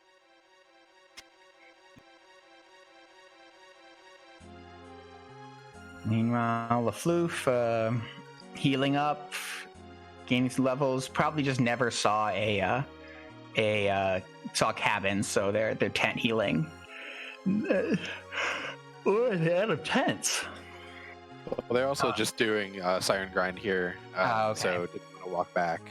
They're just healing up between fights. All right.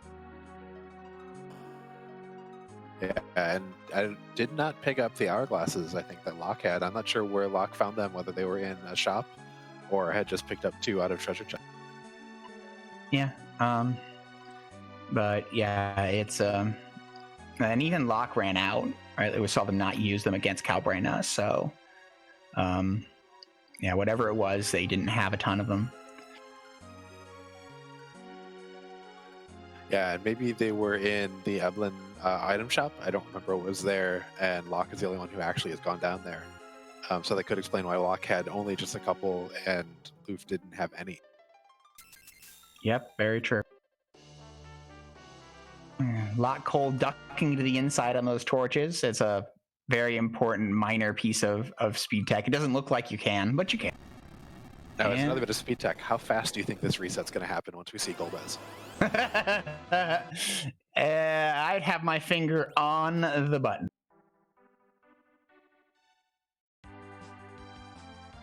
Pretty fast. Yep, that is efficient practice. All right. And LockeCole skipped saving, which would have been bad if that Hax had to fight that Golbez, but they don't. So now they're down to 3.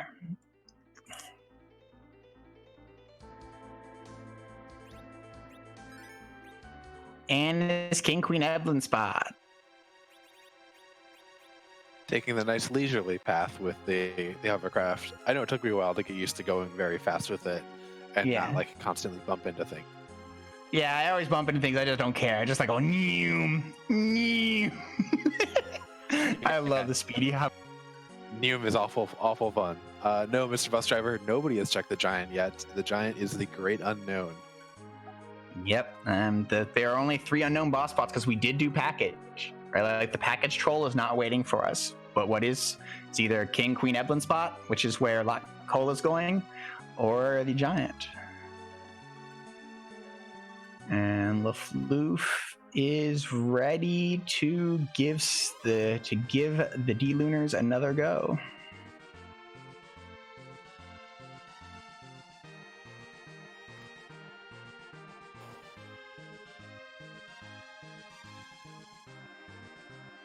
That's a good question, Hawklaser. What is available to us at the element spot to be rude and annoying? Wyvern not going to be there. We haven't seen Wyvern. Do you know that a moon boss is at the Leviathan spot, and that was Ogopogo, right? Yes, we knew it's Ogopogo. We have not seen Wyvern. So Wyvern could be waiting at that spot. That's probably the worst that we could see. We've already seen the turtle, so nothing to worry about there. We've seen Elements and Rubicante. We've seen Odin already. Yeah, and Odin's not even that big of a deal there. No. What do we got? That's Bahamut. That ain't it, kid. It is in the Giant.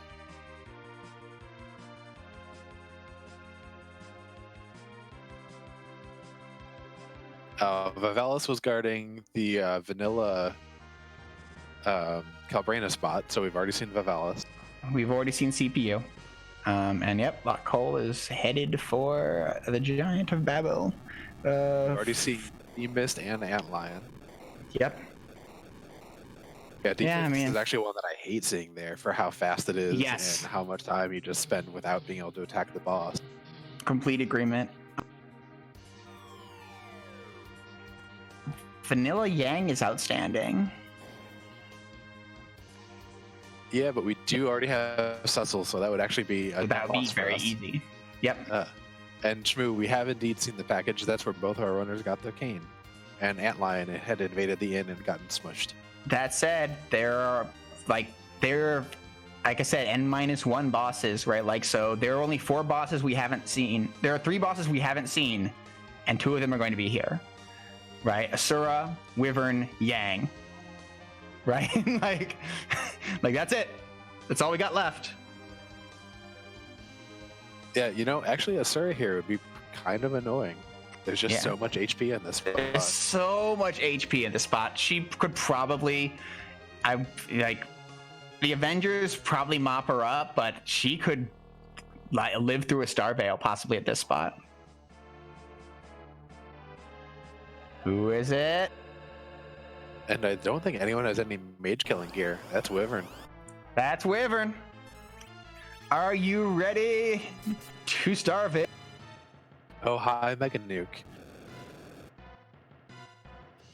Now, this is not a terribly high magic defense or magic attack spot, so it's not going to be all that hard. But that's enough. For sure. Kane survives. Yep. Good thing that Kane didn't have the Avenger sword on, eh? Yeah, that would have been bad news. And we're just going to see a lot of nukes. Here's the problem. This spot isn't high. This spot isn't high magic attack, but it is fast. And right now we are under the gun for nukes. Yeah, Cooped. Kane didn't necessarily betray us on the face of it, but Kane being the one who lived is kind of a betrayal because that led Locke to think that maybe he could kind of out-heal that one and have to reset, spend a little bit more. Yep, and we see Locke immediately adjusting, taking battle speed to 3 in the hopes of getting off a Star Veil. Not de-equipping Cecil. I probably would de-equip Cecil if he comes up first, right? Like, he's a good target for Star Veil. Those nukes weren't particularly strong, so really it's just a matter of getting some of your characters to survive the Mega Nuke, and you're probably fine, but... Yeah, with Rosa getting that Star Veil off and Kane, I think this is going to be fine. Those two will survive a nuke or 2. Yeah.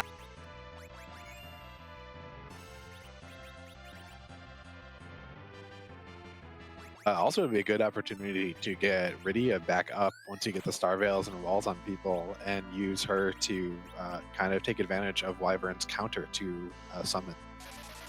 That's true. A lot of the moon bosses have little techie counters to using summons because as if Rydia didn't have enough problems in her life. Her mom is dead, she got kidnapped, and all the moon bosses hate her. Wyvern's is that he counters with Mega Nuke again. So any summon, even the lowly Chocobo, will make Wyvern Mega Nuke again, and that can be used to great effect. Yeah, and Mr. Velstriver in chat asking if Grimoire also does that. Indeed, it does not. So you must actually use Rydia's call ability to get the counter. The Grimoire item does not trigger it. And meanwhile, lufloof is fighting the right boss spot. They are taking down Calbrena the old-fashioned way. Will soon get their Baron key, and then for their sake, we hope that they nope immediately out. And yeah, we'll have to do one fewer check. Already knows that Golbez is sitting up at the top of a sealed cave, so won't have to walk up there and reset out again.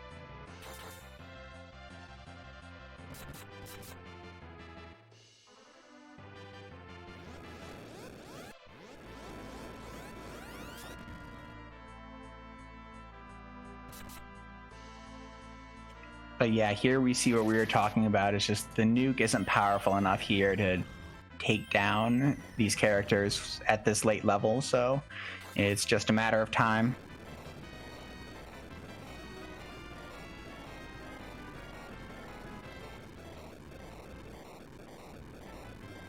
Yep, and Wyvern is shaking and dying.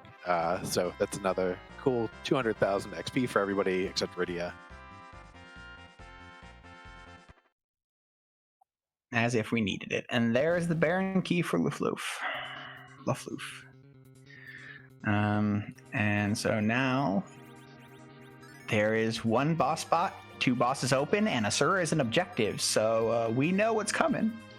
We do, and one thing, because of how stats were kind of apportioned in the vanilla Final Fantasy IV, since CPU doesn't actually use magic or attack, the developers of the game decided, cool, you can have a lot, which means Asura is going to do an awful lot of punching on all of the physical counters that she'll do.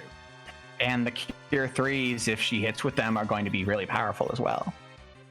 I would actually be very tempted to set up the double Star Veil off of Rosa and then just have her bounce white instead. That might actually be a little bit easier to manage than the very, very hard punch. Yeah. Nope, gonna go for the punch for counter punch. lufloof immediately noped out, which we know is like they knew that was correct straight away. They have to unlock Baron, but they don't have to fight the bosses. The hard gamble would be unlock the key and go straight to Giant.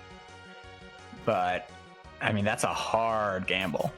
Yeah, and Alice still asking if lock safety saved, and he did not. So these are going to be a lot of punches that are going pretty fast, although there might be enough damage on lock side to deal with.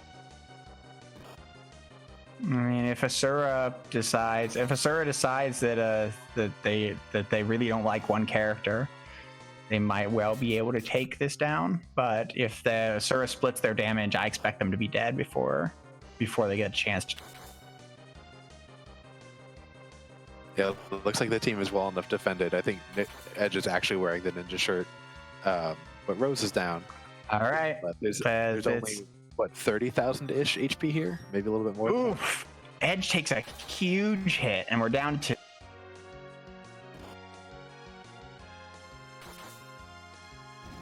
Of course, there was those big Cure 3s that I was mentioning. Gonna keep Cecil and Kane up. Possibly. And there it is. Yeah, because they needed another 300,000. There's all the objectives. There is a crystal coming in through the Guiding Away delivery service. And that is go mode for LockeColeLive. Yep. And... Yep, there are no bosses left in the seed. Yang got to take a vacation. Yang as a boss got to take a vacation this time around. That's just the way it is. lufloof is fighting the Mylon gas spot. Fusoya, hooray! You want to replace your radio with Fusoya? You got a curse? I mean, I actually probably would if I had a curse string, but I don't think Locke is going to. Yeah, I mean, you might as well. If it's got a cursed rank, 5 agility is essentially the same as just 1 agility. But it's no big deal either way. This party is incredibly over-leveled. I think we're going to see the rare big whale goes to Troya, and then we're going to use the pass. Yep. Big whale goes to Troya. It's a road movie.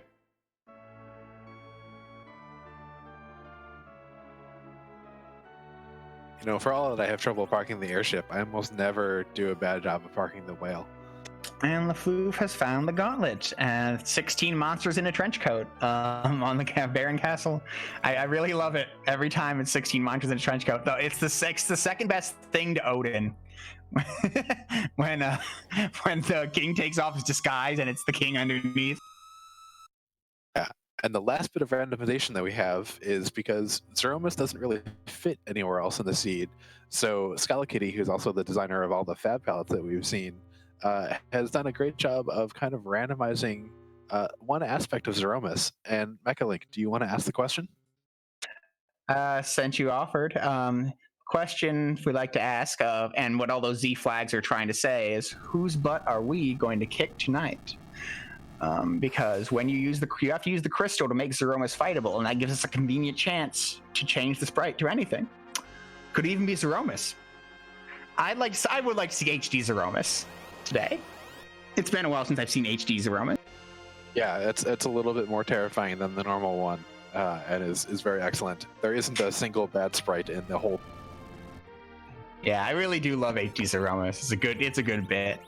But so with why would you bring in this weak Rydia? Well, because when Rydia is slow, then everybody is fast.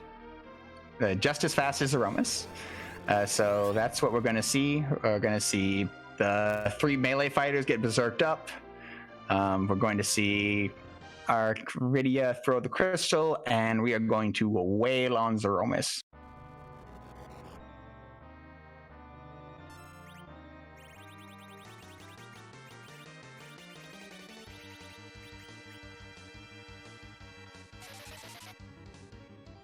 Oh my, that's a big sprite. And that was that a horn or a talon that's just coming all the way, striking through Kane and Rydia?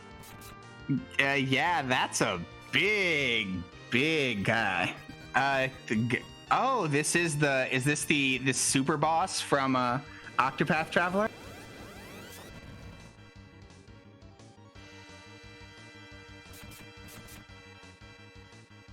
That is amazing, delightful, and terrifying. Yeah, this is the super boss from Octopath Traveler, the boss that you get if you do all of the things in Octopath Traveler. They are quite a fight. I did beat that fight, but it looked a little different then. Considering that Locke had to go find every single boss in the seed, I think that's very. It is.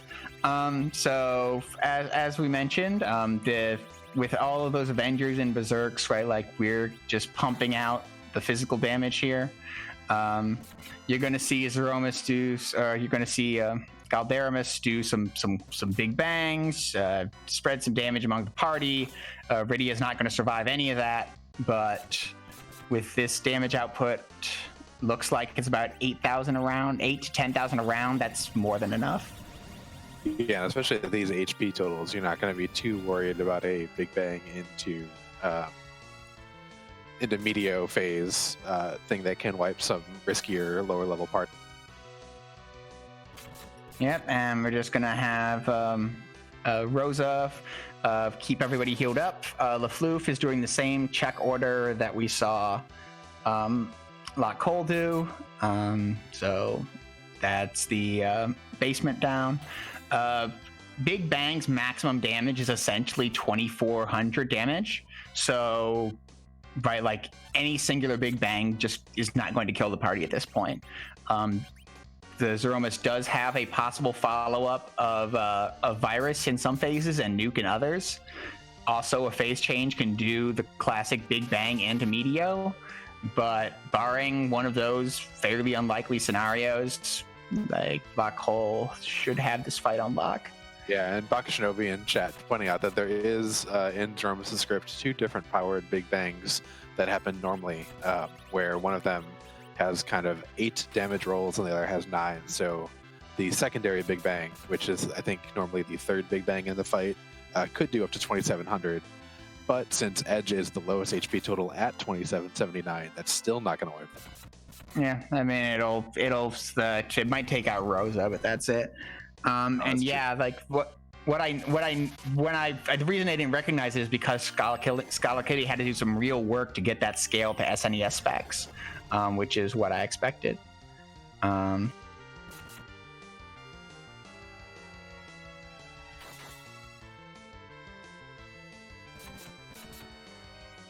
Throwing on a little white damage, speed this up a little from Rosa's. Yeah, it looks like Locke is just trying to get out and push this train along a little bit faster. Yeah, I mean, you can't watch each other's races in this flat in a randomizer, so Locke doesn't know if Lufloof had already seen rocks fall or not. But LockeCole has seen rocks fall. This is Zromus' final stage, and that flash means that LockeCole has completed the seed. It looks like an official SRL time of 1:45.25, and victory, sending them to 3-2, and a fight in the a fight to get into the brackets next week. Yeah, still gets to stay alive and play again at least one more week. GG's to Lock with going to 3-2.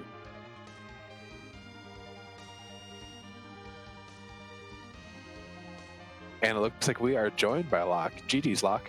Thank you. I'm kind of I don't even know what to say.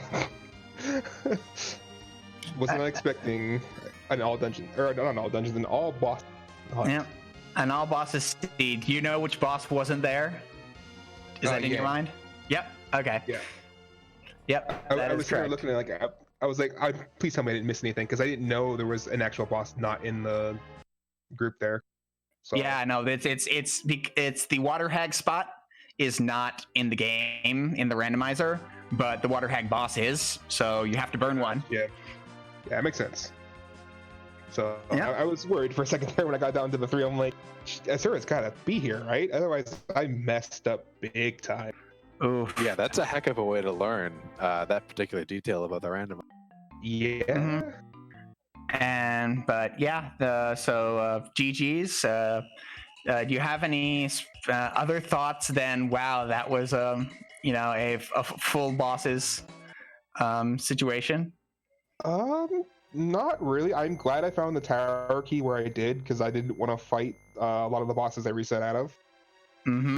Just in case I had to check everything. So once I got that tower key, I was really excited about that, because I had reset out of Evil Wall on the Moon. Right. No, there's definitely the case that you started resetting once you had Baron Key, and it made sense. But yeah. Yeah, because at that point you're looking for a boss, so you're just gonna keep going through everything. Mm-hmm. Yeah. So yeah, 3-2. Probably have to play in. I think you were the one that had like the tie breaks that weren't so great, so you probably have to play somebody next week. Which is fine. Which is fine. I mean, we're priced into it at 2-2, right? Like, yeah. At least I've thought I was. So yeah, this is you got there. Trying to think. How did it feel to get that Rydia so late after the Bahamut summon was really no longer any sort of... I think like halfway through I ended up just selling all of something. So like, even if I get Rydia, I'm gonna sell everything. Mm-hmm. So getting her there is like, okay, well, Tella's just was gonna be my anchor, so I'm like, I might as well just get rid of Tella for Rydia anchor instead. Yep, she does good anchor work.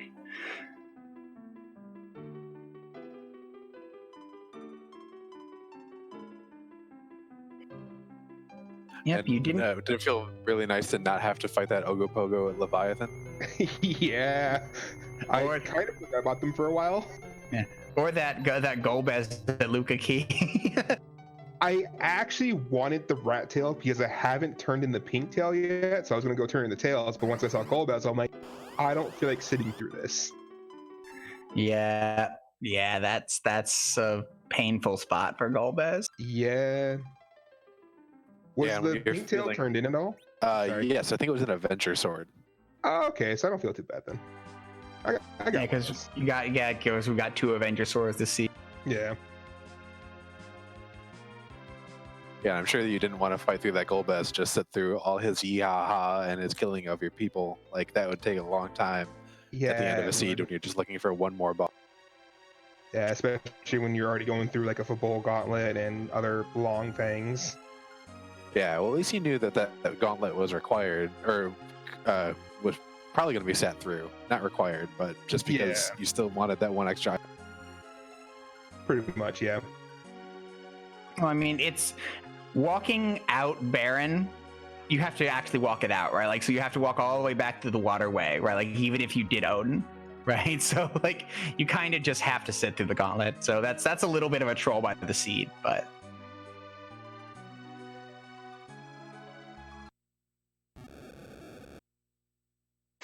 Yeah, we never saw the dupe, did we? It's at Sand Ruby. Whoever that is. Whoever it is at Sand Ruby, neither one of you checked Sand Ruby, so whoever's at Sand Ruby is the dupe. It's a mystery to everybody. It is a mystery.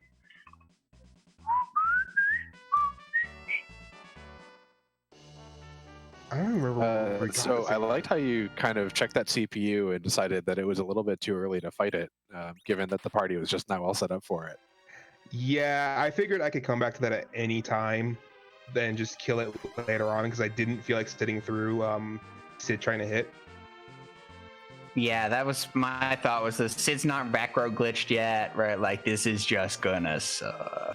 Yeah, and I could literally go back to that at any point I wanted to when I have either more characters or better equipment, which I think I ended up doing before going to the moon. Yeah, I think you had Edge for that fight. Just had him tear through it real fast. Yeah. I always like the seeds where I get Edge. Edge is nice. Edge is one of my favorites. I mean, they did give you a Murasame, the cursed legendary sword. Yeah, they did. So I kind of just had to use them. Yeah, it's horrible when you're forced to use Edge like that. Just really tragic. It's like, how could the game do this to me? And it gave you a free spoon too, pretty much.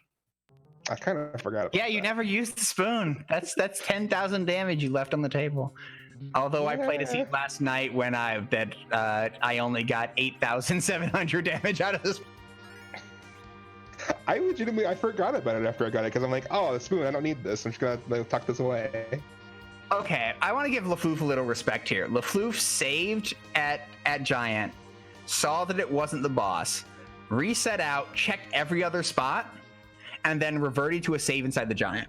Right, like huge time save there. They didn't have to walk in the Giant twice. So like, while it's a shame for them that they went and checked all the other spots, right, like when the Giant was the target, that is very very heads up kind of techie play to remember to do that.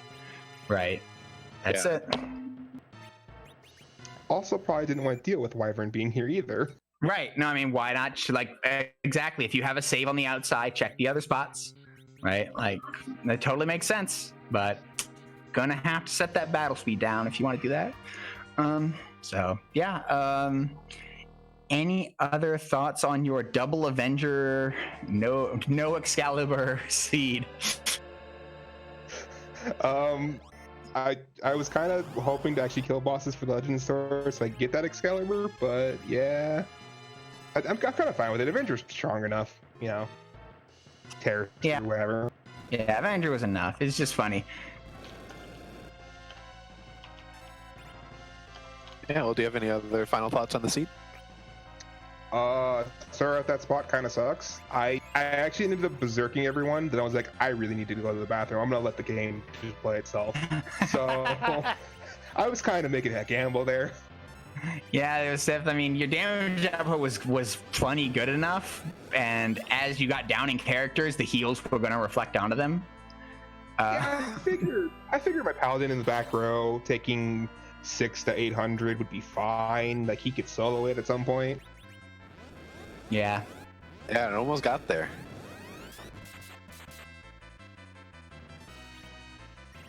But I want more seeds where I don't have to check literally everything.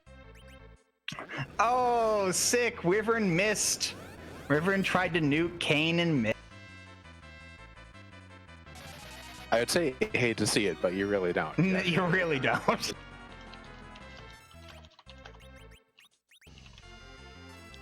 Well, congratulations again, Locke. Maybe see you in the eliminations next week. But for now, enjoy the pressure being off a little until. I'm expected to be in the eliminations next week, which I'm ready for. I'm ready to do this again. I've been enjoying this tournament and these races, so good. Well, excellent. You've been doing well. You can't get to 3 wins in this field without fighting through some good competition and just making the right choice at the right time. So GG's on getting into the play-ins and having a good chance at bracket. Thank you very much. All right. right. Be sure to give LockeColeLive a follow. Both of our runners, they put together a solid race. Lufloof was just a little farther behind, but it looks like they're going to finish this out. And looks like they're in the same position where they should be able to take down Wyvern. It just can take them a little time. Yeah, different Berserkers going and life potions coming out to heal whoever gets nuked. So this is just a matter of time. Yep, and then Asura afterwards. And then the secret evil.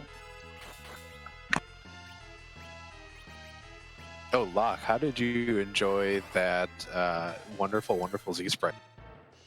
I've never actually played through Octopath Traveler, so I feel spoiled. I need to go through the game and actually beat it now. Yeah, it is a little bit of a spoiler. Only a little. Yeah, only a little. But yeah, that was interesting. I love all the sprites. All the sprites are amazing. Yeah, I always love the one too, like encroach onto the player side of the field too. Yeah. Mm-hmm. Honestly, but my favorite is still Time Devourmus, because it's a mashup of the Shala sprite and the Lavo sprite to create the sprite version of the boss of Chrono Cross. Love it. Love. I think out of the ones I've seen, I really like Vegetamus, because the Big Bang's just fitting there then. Ooh, I didn't know we have Vegetamus. That's great. Yeah, I've gotten Vegetamus a few times. It's amazing every time. Oh, that would be great. Yeah. I just hope that he's wearing the pink shirt. He's a bad man. I actually can't remember because it's been a while since I've seen him. Oh, the Chrono Trigger DS actually uses that sprite. Okay. I thought it was just a mashup. But that's also, it's still a very cool.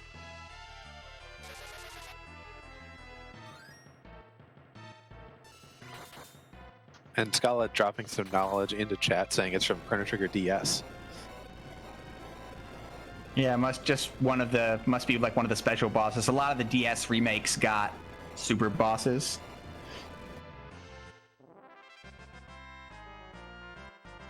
And Wyvern is down.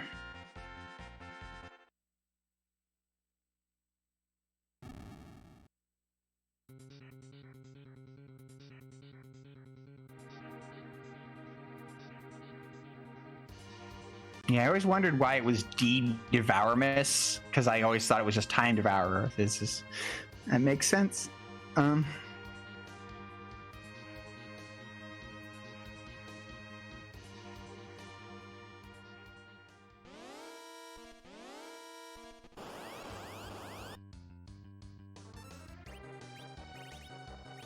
Here we have one more go at Asura with some more, probably some more walls or Sire Veils, and still a total lack of any mage killing gear, but not enough HP here to really matter. Yeah, we ditched Rune Axes for cash. 877 cash now. Turn that Rune Axe into money. Turn that Moon Axe into Bach as well. Yeah, I'm not sure we ever saw any Moon Knives either, which is my normal go-to for it. But we did see Elven Bow, but one of the players didn't pick it up, and at this point, Rosa's not your damn. Yeah, I don't think we ever found good enough arrows to want to equip Cecil with that bow and berserk him. Mm-hmm.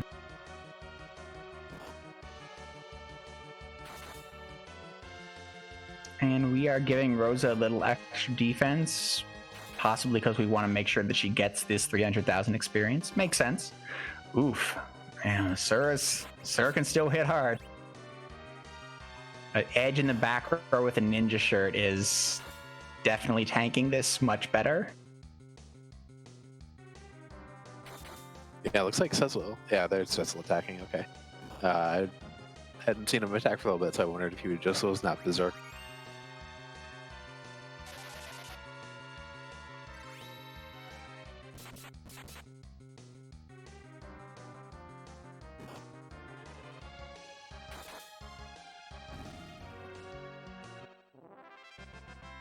Rosa doing the hard work of protecting the party, since Cecil's all off on his "I'm going to kill things" high horse.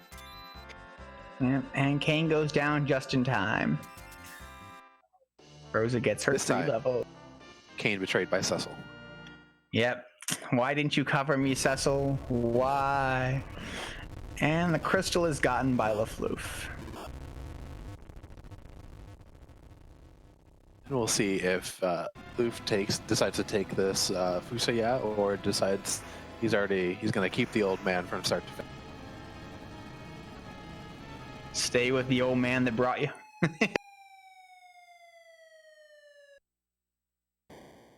Yeah, and if Stella already has a curse ring on, or is already at correct agility for RA1 for everybody, it kind of doesn't make a whole lot of sense to just spend the time to switch people and to put the curse ring onto Fu. Not that it matters at this point in the race, since it's already over. Locke has already won, but just as a general time save, you will save a little bit of time if you don't bother switching. Yeah, I agree. Oof, menu boss.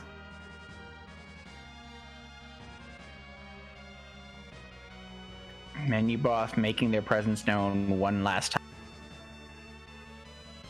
Yep, and one more time, the big whale is going to fly up to Troya and park it outside the forest.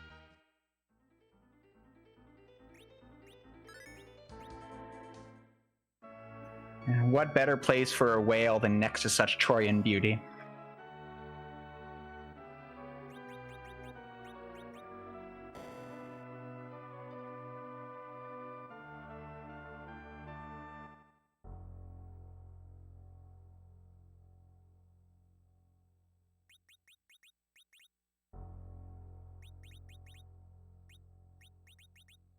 And maybe Troya has its own Puget Sound-like area where people can do whale watching. I mean, it's got it's waterfalls by the lake, right? Like it's the water crystal. Well, that's not the water crystal location. Interestingly, it's the earth crystal that's here. You'd think it'd be the water crystal with all that water nearby. Yeah, maybe it's just 'cause it has all the natural beauty of the earth right outside.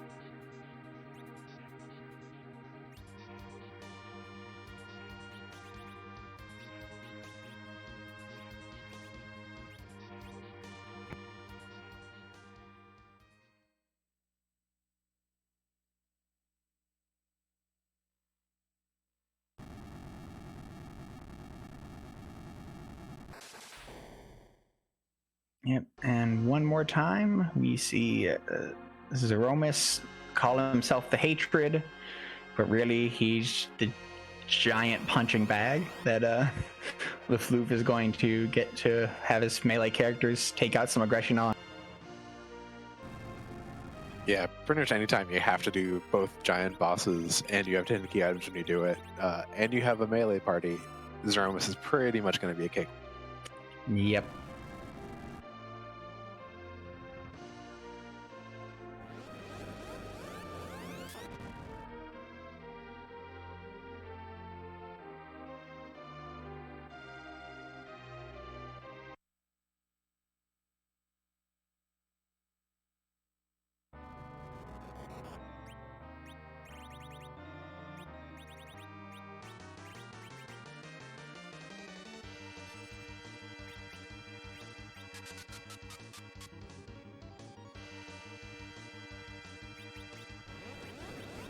All right, we see Edge going for the silk web and not missing.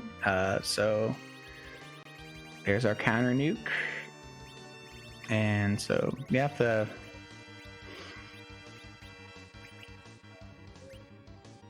Yep, and then here come the Avengers. Oh no! Does not have the inventory slot to remove the item. Has to free up an inventory slot by using the heal. That just feels bad.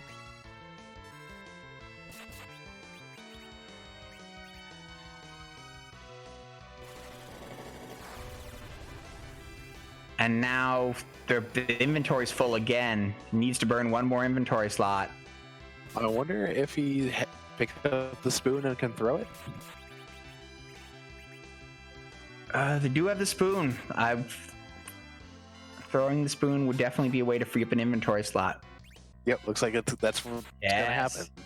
Yes, there we go. Now, because we had 2 Avengers, right? Like, so when you got the first Avenger in place, it put the white spear in that empty spot.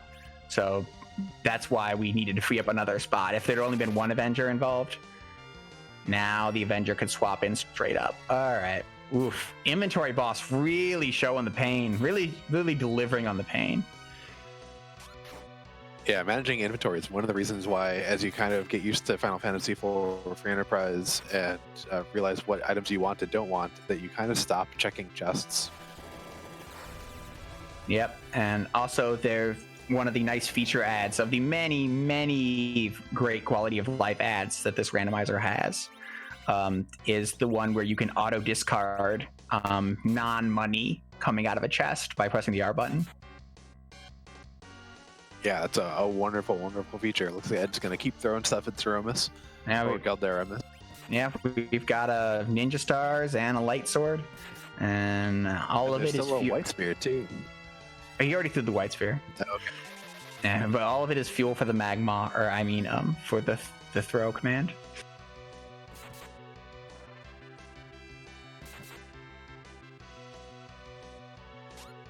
So one of the reasons why it can be important often to throw out that Silk Web early and to not do it before Zeromus actually finishes the transformation is that Silk Web, as we talked about earlier, will throw a double slow. So the Zeromus that would act pretty much every time he could, now will go every other time. Doesn't matter a whole lot when you have Berserkers, because they do some funny things with the ATBQ and the whole active time battle system that Final Fantasy IV uses. But it also, importantly, does what we call nerfing the first Big Bang, where it will set, because he counters it with Nuke, Zeromus sets magic power to a different level in order to nuke, because a nuke at Big Bang magic power would absolutely wipe somebody off the face of the planet. So he sets the magic power of to a lower number, and then the Big Bang just kind of happens through and never gets a reset. Yep. Zeromus's script and code is a whole bunch of little tricks, from an HP refill to having multiple phases to having like somebody mentioned Big Bangs that hit for 8 or 9.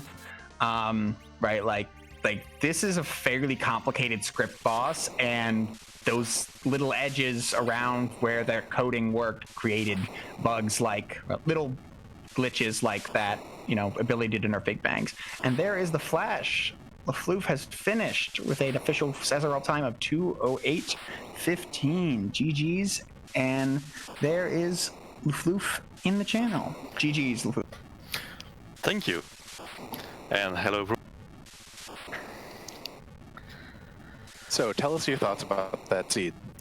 Oh boy, this is definitely the kind of seed that I'm not that accustomed to do. I really thought for a while that going to do the Earth Crystal early instead of going the Hook Road and finding the Magma Cube might have helped me somewhat, but in the end that was pretty much an all boss check.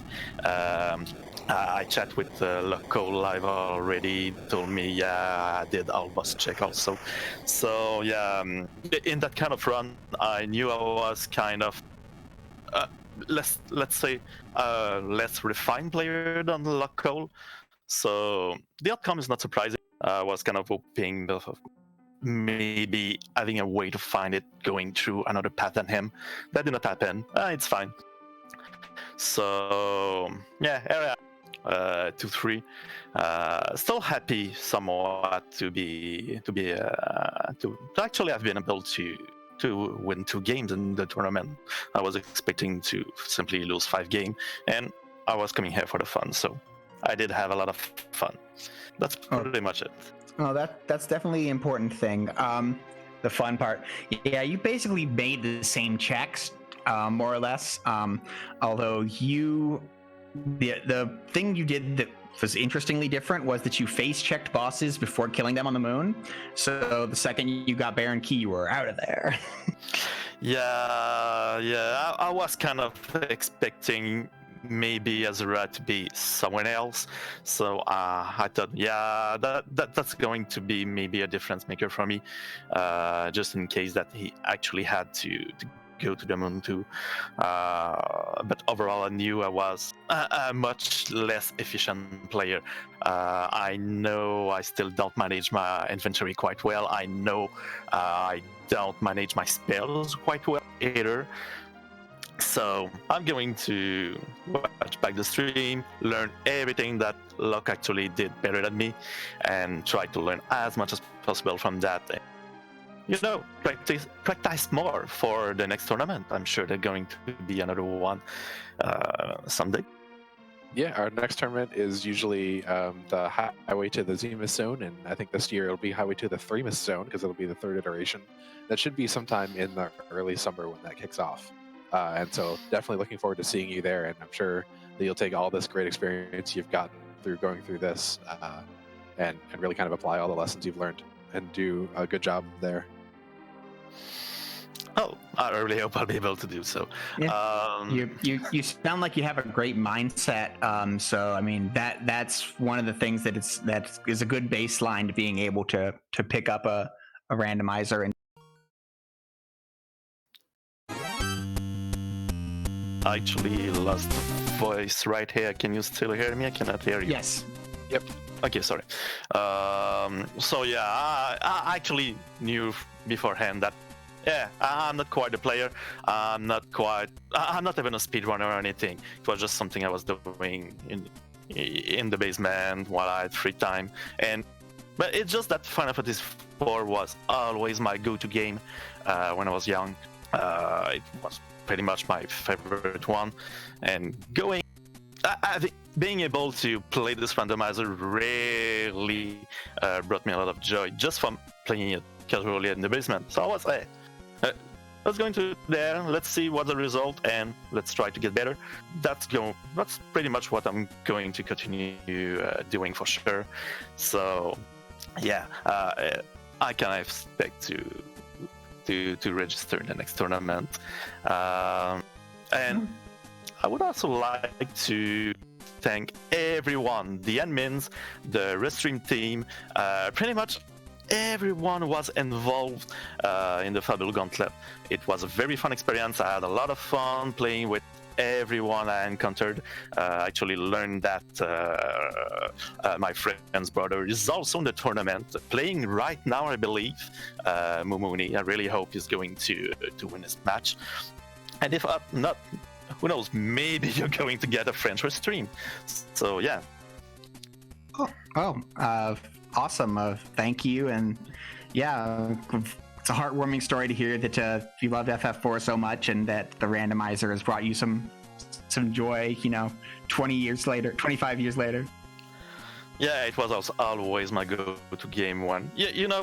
Sometimes life throws you down stuff at you, and yeah, it was my go-to game when I was kind of feeling down. So being able to replay it and infinitely just being able to, playing it and always have value replaying it, it's really quite something. So I would very like to give my thanks to everyone involved in the making of the randomizer.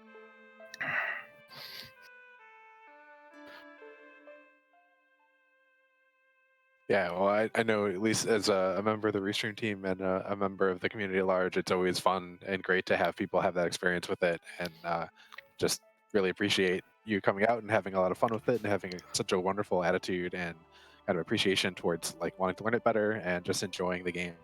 So it's a pleasure both to compete with you and to help Restream and kind of just show this game off.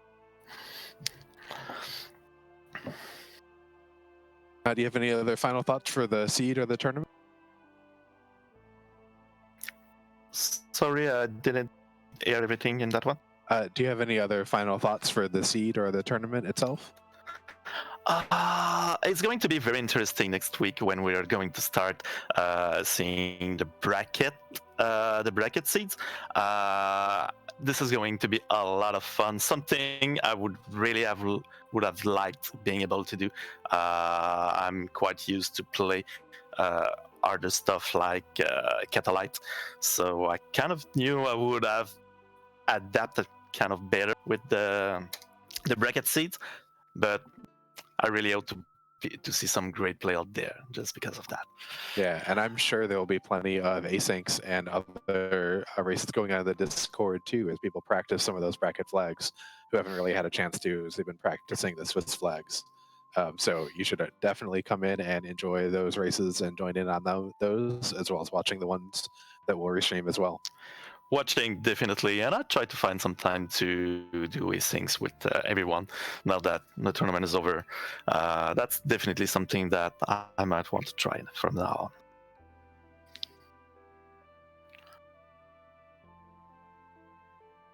All right. Well, thank you to lufloof for showing up and talking with us. That is the end of our streaming day. We've got 14 races left in the next 3 days to finish out this week of the tournament. So, come back, watch again, follow our runners. They put on a solid race. Follow the people behind the scenes, our restreamer Smepty, and our tracker. My name is Alicel. Alicel. I was like Alicel. And my co-commentator Antidale. Thank you all for your time. It looks like we're going to send things over to Hupfen, who I think I've commentated with before. My first commentary for this Fabul Gauntlet. Yeah, she's a member of our commentary team and is doing some, I think, casual free enterprise play. So let's go say hello to Hupfen. Thanks for watching, everyone. I hope you have a great evening.